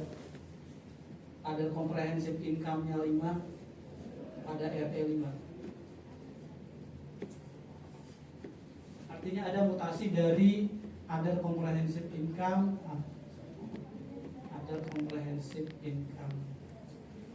dari other comprehensive income pindah 5 ke return earning 5, tidak perlu masuk ke laba rugi. Nah ini yang perlu diperhatikan Bapak Ibu, perpindahan si 5 tadi ini. Makanya kita harus terlalu perhatikan bahwa kalau misalnya ternyata barangnya nanti dijual, itu nanti juga akan menjadi perhatian bagi kita seperti itu. Kalau yang lain sih kan metodenya kan tinggal metode itu terrealisasi apa tidak. Misalnya keuntungan kerugian sudah dibayar apa tidak, perubahan nilai akuntansi dari nilai wajar dari AFS itu sebenarnya kalau ini berpindah juga sama. Ketika si AFS berpindah ke trading itu juga sama, perpindahan dari AFS ke trading itu nanti akan memindahkan other comprehensive income ke return earning dengan jurnal yang sama seperti itu. Oke lanjut. Ini ada comprehensive income, contohnya aja ya. Ini ada kerugian aktuaria ada, kemudian penyesuaian nilai aset keuangan yang diukur pada ini fair value, ada comprehensive income. Ini artinya AFS ya, nilai wajar yang dihitung pada laba comprehensive income. Oke, ini laba sama pajak yang tidak lalu. Ini berarti tidak ada revaluasi, adanya hanya aset keuangan sama imbalan pasca kerja seperti itu. Dari yang tadi 6 yang kita sebutkan itu tadi kan ada aset keuangan, berarti ini AFS ya. Sama ini ada program pasca kerja yang menggunakan sistem manfaat. Ini juga sama ya, aset keuangan. Paling seperti itu. Nanti tinggal ini kan tinggal kita baca langsung kita pahami, oh ini dari yang 6 tadi itu kira-kira masuk kelompok yang mana. Oke lanjut Mas. Ini tentang apa lagi? Tidak kelas berapa lagi? Oh yang tadi masalahnya mana sih yang direct class atau tidak direct class? Ini sih evaluasi itu yang bisa tidak dijual ya. Nah, ketika barang itu tadi, ketika barang-barang kayak gini itu nanti dijual, yang tidak direct class ini dijual, itu kita harus tahu mutasi-mutasi dari perubahan nilai itu berapa. Nah, termasuk ini, si mutasi ini. Jadi ketika itu kan si wajib pajak kita itu kan mengakui keuntungan tuh, mengakui keuntungan misalnya ada barang AFS-nya berapa, tapi keuntungan itu tersaji di laporan laba rugi komprehensif. Sebenarnya sih kalau kita jeli sih sebenarnya ini tidak masalah, karena ketika nanti dijual yang si bagian awalnya hilang kan sebenarnya. Sama kayak yang tadi ketika ini disusutkan, ini kan sebenarnya si analis pengen memberikan satu peringatan jangan sampai historis penambahan nilai dari AFS ini hilang dari analisis kita. Karena ini kan sebenarnya disajikan oleh wajib pajak di laporan laba rugi bagian comprehensive income lainnya. Tapi sih sebenarnya dengan cara melihat perpindahan tadi dari AOJ ke RE sebenarnya kita bisa tahu. Kalau kita tahu akun-akun mana saja yang berpindah dari return earning ke other comprehensive income, kita tahu oh ada nih bagian dari AFS, maksudnya investasi yang dijual itu pindah dari other comprehensive income ke return earning. Nanti kan ada dua posisinya tuh, si AFS-nya itu dijual atau si AFS-nya itu pindah ke trading. Paling memungkinkan yang dua itu. Nanti tinggal dilihat aja apakah di trading ada bertambah. Kalau di RE itu pasti bertambah di RE, tidak akan masuk ke laba rugi dulu langsung masuk ke RE. Tapi nanti akan kita lihat apakah ada pertambahan di trading apa tidak. Kalau nanti akan ada pertambahan di trading, nah itu tadi. Kalau kita menganggap itu penghasilan, ya harusnya diakui jadi penghasilan di tahun yang bersangkutan. Tapi kalau misalnya masalah trading juga kita belum menganggap itu penghasilan, ya barang itu harus tetap dijaga. Jangan sampai nilai trading dari si sekuritas ini sudah diakui penghasilan secara komersial dan tidak diakui secara fiskal, tapi nanti ketika barang ini dijual, ini jadi pengurang atau menjadi harga pokok atau harga nilai buku dari aset trading atau aset sekuritas AFS atau sekuritas yang dihitung pada laporan laba rugi komprehensif seperti itu. Mungkin itu yang mau diperkuat sama analisis ini seperti itu. Oke, lanjut. Ada comprehensive income, penyesuaian saldo, ini maksudnya apa? Oh, ini imbalan pasca kerja. Sebenarnya sih kalau imbalan pasca kerja nggak ada masalah ya. Penjualan imbalan pasca kerja tadi sudah kita bahas. Sebenarnya kewajiban imbalan pasca kerja itu yang masuk di comprehensive income itu adalah hanya yang penghitungan aktuaria saja. Kalau misalnya penyesuaian tahun lalu, misalnya itu masalah imbalan yang kurang dihitung atau lebih dihitung, itu harusnya tetap masuk di laporan laba rugi. Oke, lanjut Mas, saldo dan dividen. Ini wajib juga ya. Kasih gaji 24 bulan. Ini masalah dividen kali ya, dividen masalah dividen ya. Ini masalah dividen. Ya intinya sih sebenarnya kalau dividen di kita itu bukan objek pajak, tapi untuk dividen yang diterima dari luar negeri kali ya. Dividen dari luar negeri itu harusnya diinvestasikan 30% ya. Ya nggak sih ceritanya? Kalau wajib, kenapa Pak? Selain TBK kita harus melakukan investasi 30% dari labanya entitas luar negeri ya. Jadi sebenarnya PR kita itu adalah satu itu untuk dividen orang pribadi, apakah diinvestasikan atau tidak. PR kita ya. Karena kalau membaca ini kan kita bingung tuh. Kalau saya sendiri merangkum ini sebenarnya PR kita itu adalah untuk wajib pajak orang pribadi yang menerima dividen dari perusahaan dalam negeri, apakah sudah diinvestasikan sesuai dengan ketentuan kita. Walaupun sebenarnya definisi diinvestasikan itu kan luas ya sebenarnya. Kadang kita tidak bisa bilang itu tidak diinvestasikan, padahal sebenarnya definisinya si diinvestasikan itu sebenarnya luas sebenarnya. Sama yang penghasilan atas WP kita di luar negeri yang ada investasi. Dulu kan sih sebenarnya ini lebih ke apa sih istilahnya dulu kalau kita langsung menghitung penghasilan di luar negeri secara DIM dividen sama DIM yang lain ya, apalah istilahnya itu yang sempat kita menghitung beberapa potensi. Tapi itu karena sudah diperbaharui, maka ada klausul itu akan menjadi objek pajak kalau misalnya itu tadi hanya dikecualikan dalam hal 30% dari laba setelah pajaknya entitas di luar negeri itu diinvestasikan. Jadi kalau misalnya wajib pajak kita itu punya investasi di luar negeri untung, maka si wajib pajak kita itu punya kewajiban untuk menginvestasikan 30% dari keuntungan atau bukan dari laba ya, dari laba setelah pajaknya itu. Yang jadi PR kita adalah dari mana kita tahu wajib pajak di luar negerinya itu lagi laba gitu ya kan. Kalau untuk beberapa negara sih mungkin kita bisa ya, atau menggunakan tadi dibilang sama Mas Reza itu data Orbis tersedia gitu kalau kita tahu investasinya apa. Itu kan cukup valid sih kalau menurut saya, cukup valid angka itu yang dia pakai. Cuman kadang tahunnya itu kan tidak terlalu update gitu. Untuk beberapa negara itu lumayan lengkap sih, terutama untuk Singapura, Malaysia segala macam itu cukup banyak lah datanya. Karena memang kalau dilihat dari secara keterbukaan informasi ya, seperti yang sudah saya sebutkan beberapa kali itu, negara-negara itu malah lebih terbuka dari kita sebenarnya dibanding kita ya untuk penyajian atau pengungkapan laporan keuangan. Karena kalau misalnya untuk Singapura aja mereka menjadikan laporan laba rugi yang tersedia untuk dijual ya, untuk bisa kita pakai seperti itu. Atau kalau Singapura lihat langsung diambil dari websitenya Kementerian Keuangan mereka kali ya, INAFRA gitu, itu bisa langsung kita download kalau misalnya kita bisa seperti itu. Oke, lanjut Mas. Ini apa? Contoh apa ini? Oh, contoh wajib pajak itu narik dividen lebih dari saldo ya. Saldonya itu di 449625. Return kami di 44925 580. Ini contoh wajib pajak kita itu mungkin menjadi ini bagi kita. Ternyata wajib pajak kita itu menarik dividen itu sebesar 57 ya, kalau dijumlahkan tadi ya.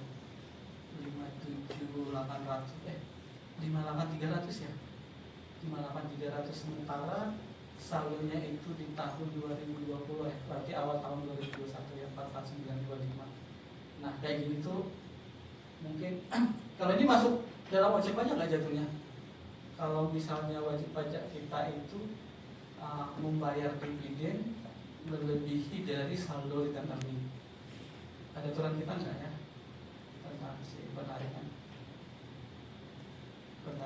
dana dividen? Wajib pajak itu hanya punya saldo laba 44925, sementara wajib pajak itu menarik dividen itu sampai 58300 ya. Bisa ya? Tapi mungkin tadi menjadi perhatian kita juga ya. Apakah sih sebenarnya di laporan interimnya wajib pajak itu di tahun 2021 ini kan 30 Juli ya.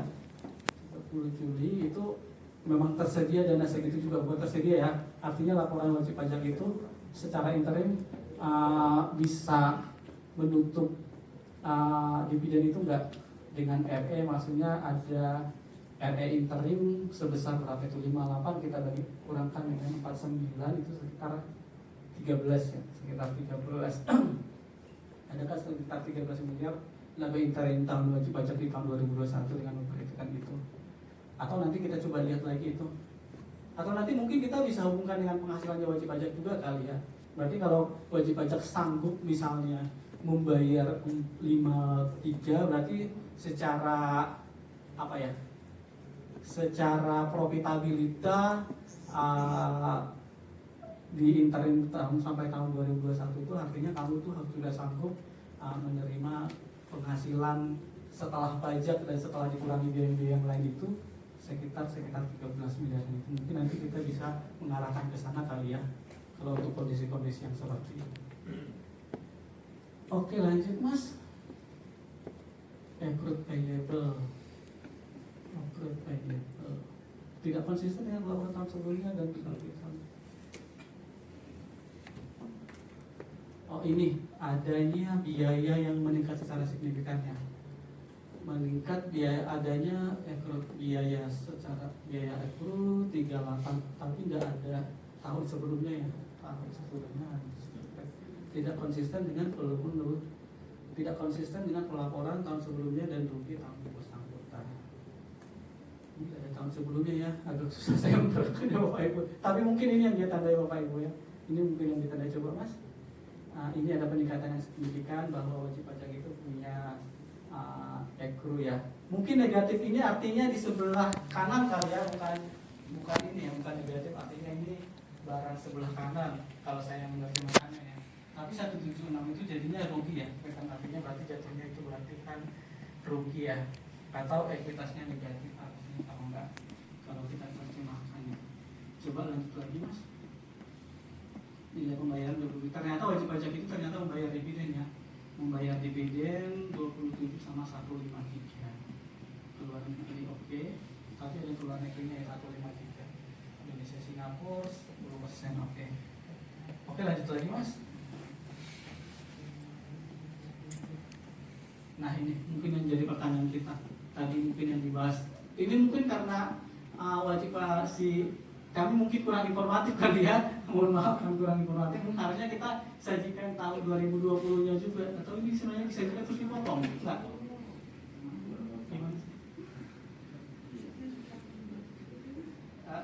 Intinya sih sebenarnya mungkin si wajib pajak ini hanya punya penghasilan sebesar 9 miliar dan return saldo laba sebelumnya itu hanya 3 miliar, kok bisa sanggup membayar dividen sebesar 180 miliar, mungkin itu yang mau disampaikan di sini. Itu kan jadi pertanyaan bagi kita, wajib pajak kita itu hanya mengakui penghasilan di tahun itu 9 dan saldo laba tahun sebelumnya itu hanya 3 miliar. Ternyata wajib pajak kita itu sanggup 180 ya. Seperti coba di sebelumnya, nah ini 153 kita tambahkan dengan 27 itu berarti wajib pajak kita. Dan itulah mungkin sebenarnya coba di next lagi mas sebelumnya. Atau bisa jadi itu namanya equal payable 350 itu berasal dari si angka itu tadi. Lanjut mas. Lanjut lagi. Habis ya. Nah itu mungkin yang bisa kami bawakan sehubungan dengan liabilitas dan ekuitas Bapak Ibu dan teman-teman sekalian. Kita masih punya waktu berapa menit lagi mas? Sekitar 20 menit lagi mungkin kita bisa diskusi. Bapak Ibu ada yang mau ditanyakan atau mau kita ulang slide-nya atau gimana? Atau ada yang mau ditanyakan Bapak Ibu dan teman-teman sekalian sebelum kita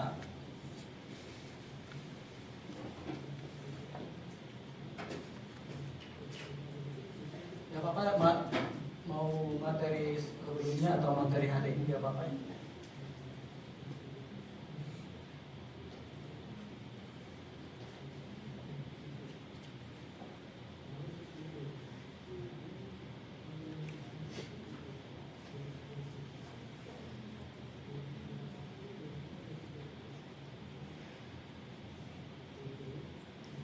Kita masih punya waktu 20 menit lagi Bapak Ibu dan teman-teman sekalian. Atau ada yang ada yang mau kita bahas? Nah, gimana? Silakan.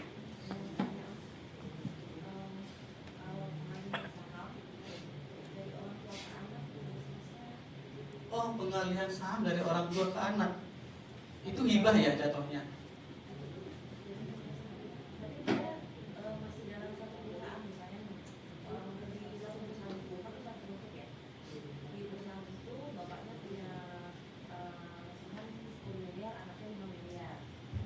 Terus jadinya berubah nih, bapaknya cuma 2 miliar, sisanya bisa dialihkan ke anaknya yang tadi itu gitu. Kalau saya sih tetap menganggap itu hibah ya. Hibah, tidak ada objek pajak sama sekali. Harusnya sih bukan objek pajak. Emang sih tadi Soalnya bahasa dalam rangka iya, bisnis atau kegiatan usaha itu memang agak sedikit tricky ya, tapi itu mungkin apa ya, tujuan atau definisi dari penggunaan kata atau istilah kecuali ada hubungan bisnis atau hubungan usaha mungkin bukan seperti itu yang didefinisikan sama si undang-undang tadi. Itu sudah pernah kita bahas Bu sama orang kayak berapa ya, yang masalah seperti itu, yang masalah saham terbukanya si siapa ya Mas, yang Haji Sam ya, sama aku saya atau sahamnya siapa lupa saya tidak boleh menyebutkan itu tadi yang disebutkan bahwa bukan masalah itu merujuk ke orangnya ya, tapi kemarin itu sudah sempat tim itu membuat potensi akibat karena itu tadi si wajib pajak itu menjual sahamnya ke anak, bukan jual menyerahkan sahamnya ke anaknya dalam rangka hibah, tapi mereka sama-sama pengusaha di sana, bukan pengusaha, bagian dari manajemen di sana. Itu memang coba kita bawakan. Oh itu mereka kan sama-sama manajemen di perusahaan yang sama dan mengalihkan saham perusahaan dari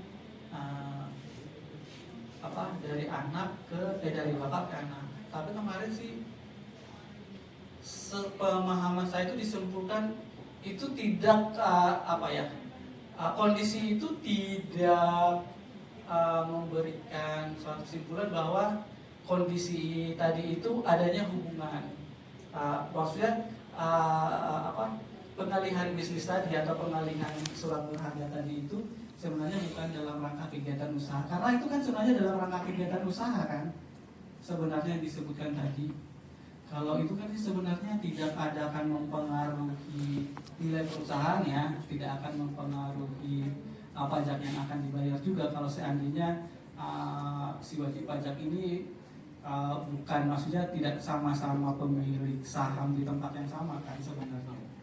Itu kan sebenarnya hanya memindahkan saham dari ayah ke anak gitu. Cuman karena ada pernyataan itu tidak dalam rangka bisnis atau dalam rangka apa saya kurang tahu itu. Iya, karena ada hubungan kerja segala macam ya. Kalau saya sih untuk saat ini memberikan pendapat ya, itu masih dalam posisi hibah pada umumnya ya. Wajib pajak itu yang menyerahkan asetnya itu ke anak usaha, anak atau ininya seperti itu. Ada yang mau menambahkan Bapak Ibu kalau misalnya kondisinya seperti itu? Jadi anak sama ayah itu masih dalam pemegang saham yang sama, terus sebagian sahamnya itu dipindahkan ke anak usahanya, ke anaknya, sehingga ada tuh perubahan struktur kepemilikan saham di antara ayah dan anak. Kalau saya sih masih menganggap itu bagian dari hibah ya. Iya, karena mereka itu masih dalam satu garis. Saya sukanya ada di lampiran contoh. Di itu MK-nya kayaknya ada deh contoh jelas tentang hubungan kekeluargaan itu mana yang hubungan pekerjaan atau tidak, itu ada di contoh PMK-nya itu. Tunggu, saya lupa PMK berapa. Contohnya coba Mas Rija, ada contohnya nggak, coba kita cari. Kalau kemarin sih itu kondisinya persis sama ya Bapak Ibu dan sekalian, itu masih di lingkungan kerja yang sama, tapi kita kemarin itu disimpulkan itu masih bagian dari hibah yang seharusnya tidak dipajaki seperti itu. Tapi nanti coba kita inikan lagi ya Pak ya. Ada lagi Bapak Ibu yang mau ditanyakan? Oh silakan Mas. Terima kasih Pak.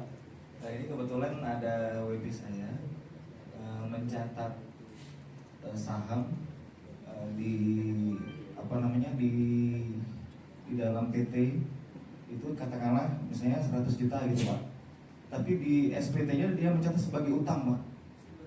Di SPT pribadinya. Di SPT perusahaannya dia mencatat sebagai modal. Nah, ketika saya tanyakan ada beberapa sih yang mencatat seperti itu. Terus dia bilangnya, Pak ini saham kosong Pak, seperti itu dia bilangnya. Saya juga bingung karena baru kali ini saya nemu istilah saham kosong. Tapi kalau yang dijelaskan tadi kan saham bonus, kali ini istilahnya saham kosong dia bilang. Jadi sebenarnya secara paper, secara ini tidak ada uangnya Pak, cuma dipakai ini katanya. Terus saya buka di akte, jadi di situ memang tidak ada kata-kata modal distorkan ya gitu Pak. Jadi dia dalam bentuknya dicatat ini sebagai modal gitu aja. Tidak disetorkan, tapi ditempatkan aja gitu. Emang bisa ya Mas? Ada modal 5%. Nah, terus lanjutannya seperti ini Pak. Lanjutannya ketika nilai aset dari perusahaan tersebut itu naik seiring berjalannya usaha segala macam, dia melakukan perubahan kepemilikan. Jadi yang tadi keluar ada pemilik baru yang dicatat modal dengan adanya penambahan modal lagi, dan dicatat lagi sebagai utang lagi di SPT pribadinya kayak gitu Pak.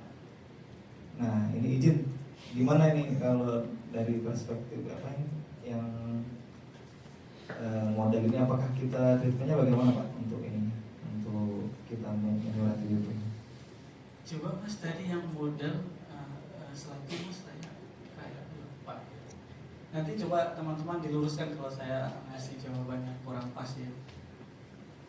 Itu kan kalau misalnya kita lihat di bagian struktur, intinya tadinya jatuhnya dia punya saham, punya utang sekaligus gitu maksudnya Mas. Di katakanlah PTA Pak, pemegang sahamnya ada si Budi dengan Badu misalnya. Nah, di PTA tersebut sahamnya katakanlah 200 juta, 100 jutanya si Budi, 100 jutanya si Badu. Itu di SPT tahunannya PTA. Nah, di SPT pribadinya Badu dan Budi, dia mencatat itu ada saham di PTA tersebut Tapi 100 juta di daftar harta, sekaligus utang 100 di daftar juta. harta, di utang, di kolom utang, di lampiran SPT 1770 lampiran 4 1V lampiran 4 itu dicatat di utang juga sebagai utang di PT tersebut. Berarti itu modal dasarnya aja yang ada, modal ditempatkan dan disetornya nggak ada gitu maksudnya? Nggak ada. Nah, saya baca di akte notarisnya, akte pendiriannya hanya ditempatkan, tidak ada disetorkan. Ini izin Pak, ini bertanya Pak, gimana yang benarnya, yang bakunya itu loh menurut standar Bukannya AKP? ada ini ya, ada ini ya, minimal 25% dari modal dasar itu harus ditempatkan dan disetor. Nah itu maksud saya, kan ini tadi kan, ini dulu yang kita bahas.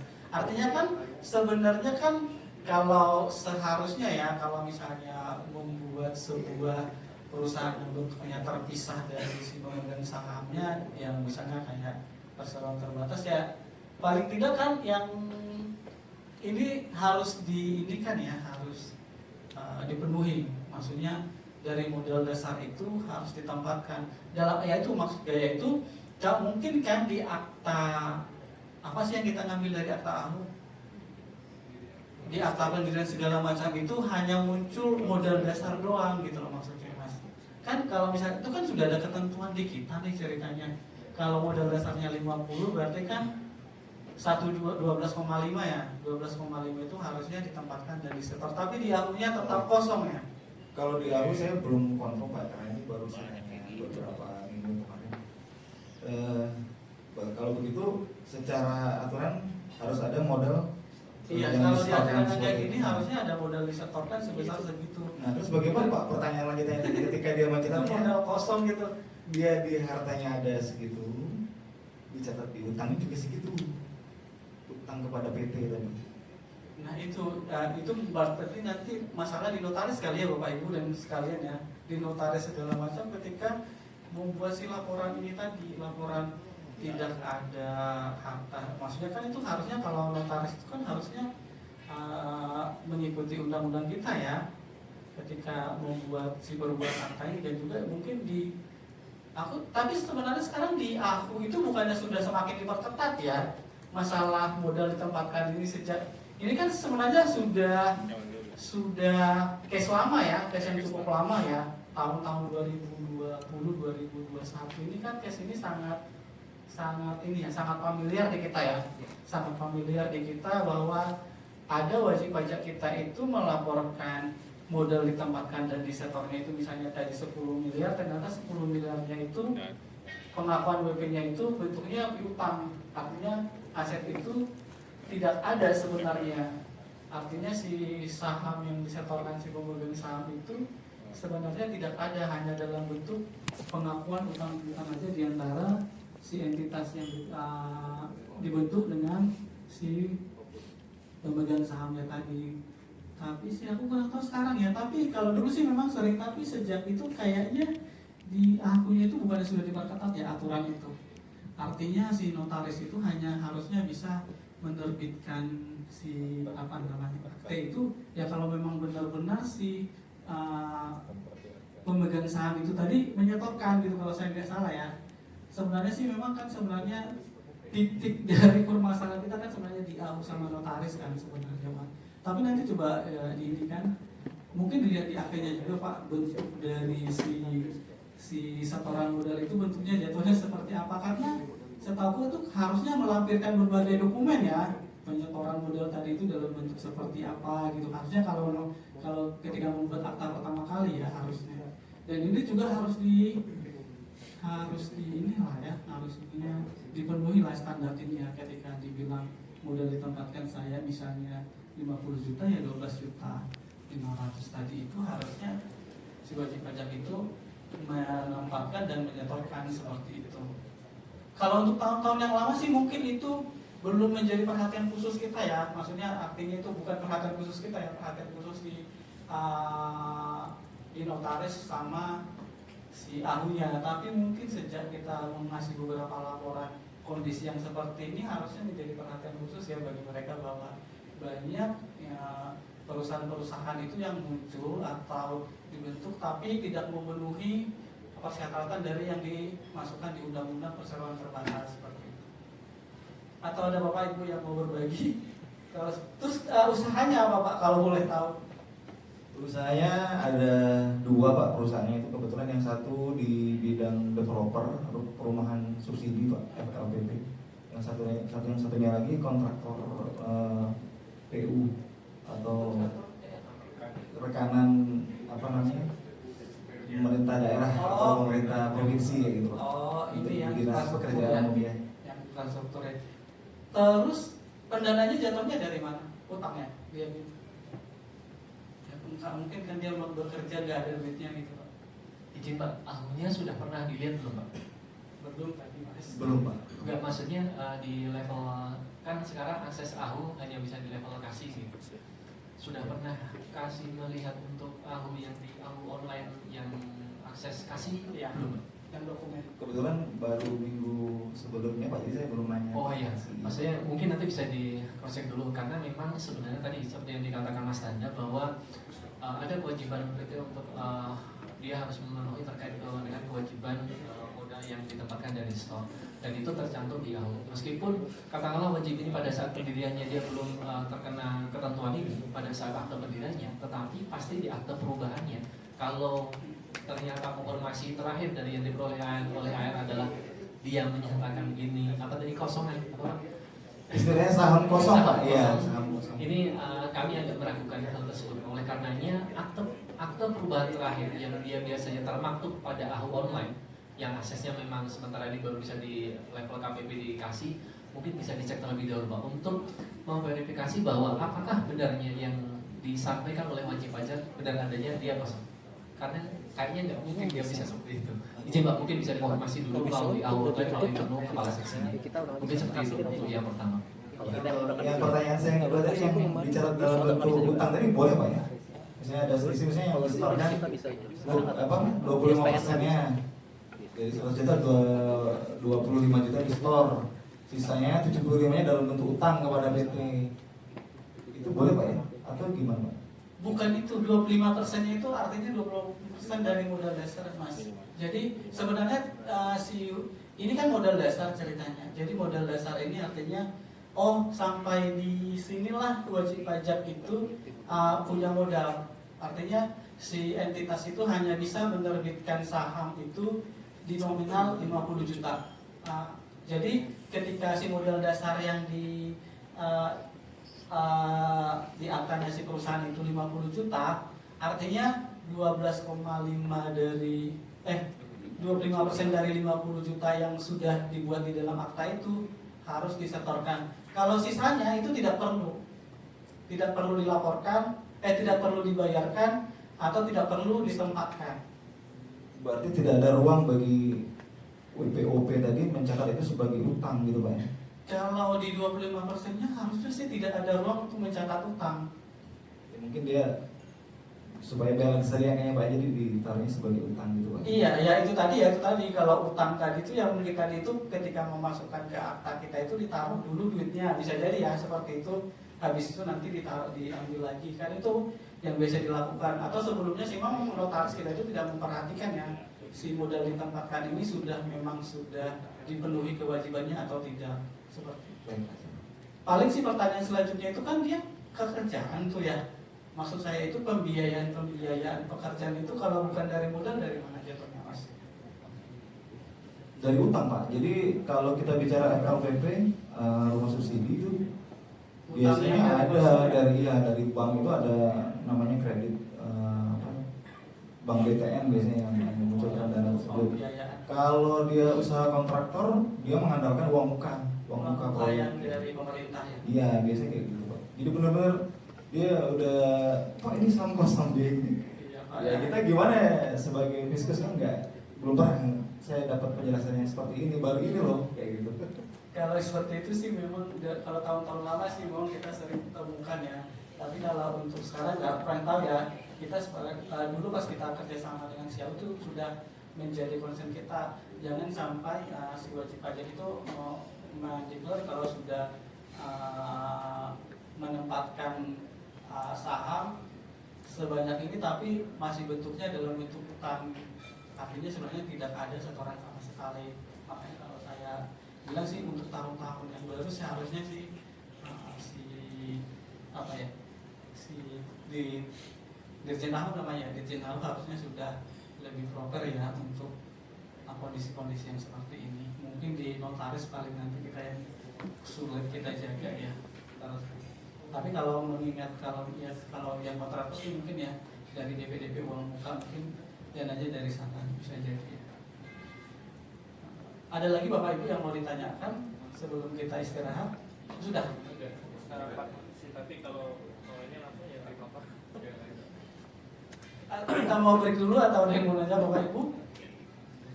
Nah, karena sudah diam, sepertinya kita break dulu. Sampai jam 15.45 ya, seperti kemarin ya.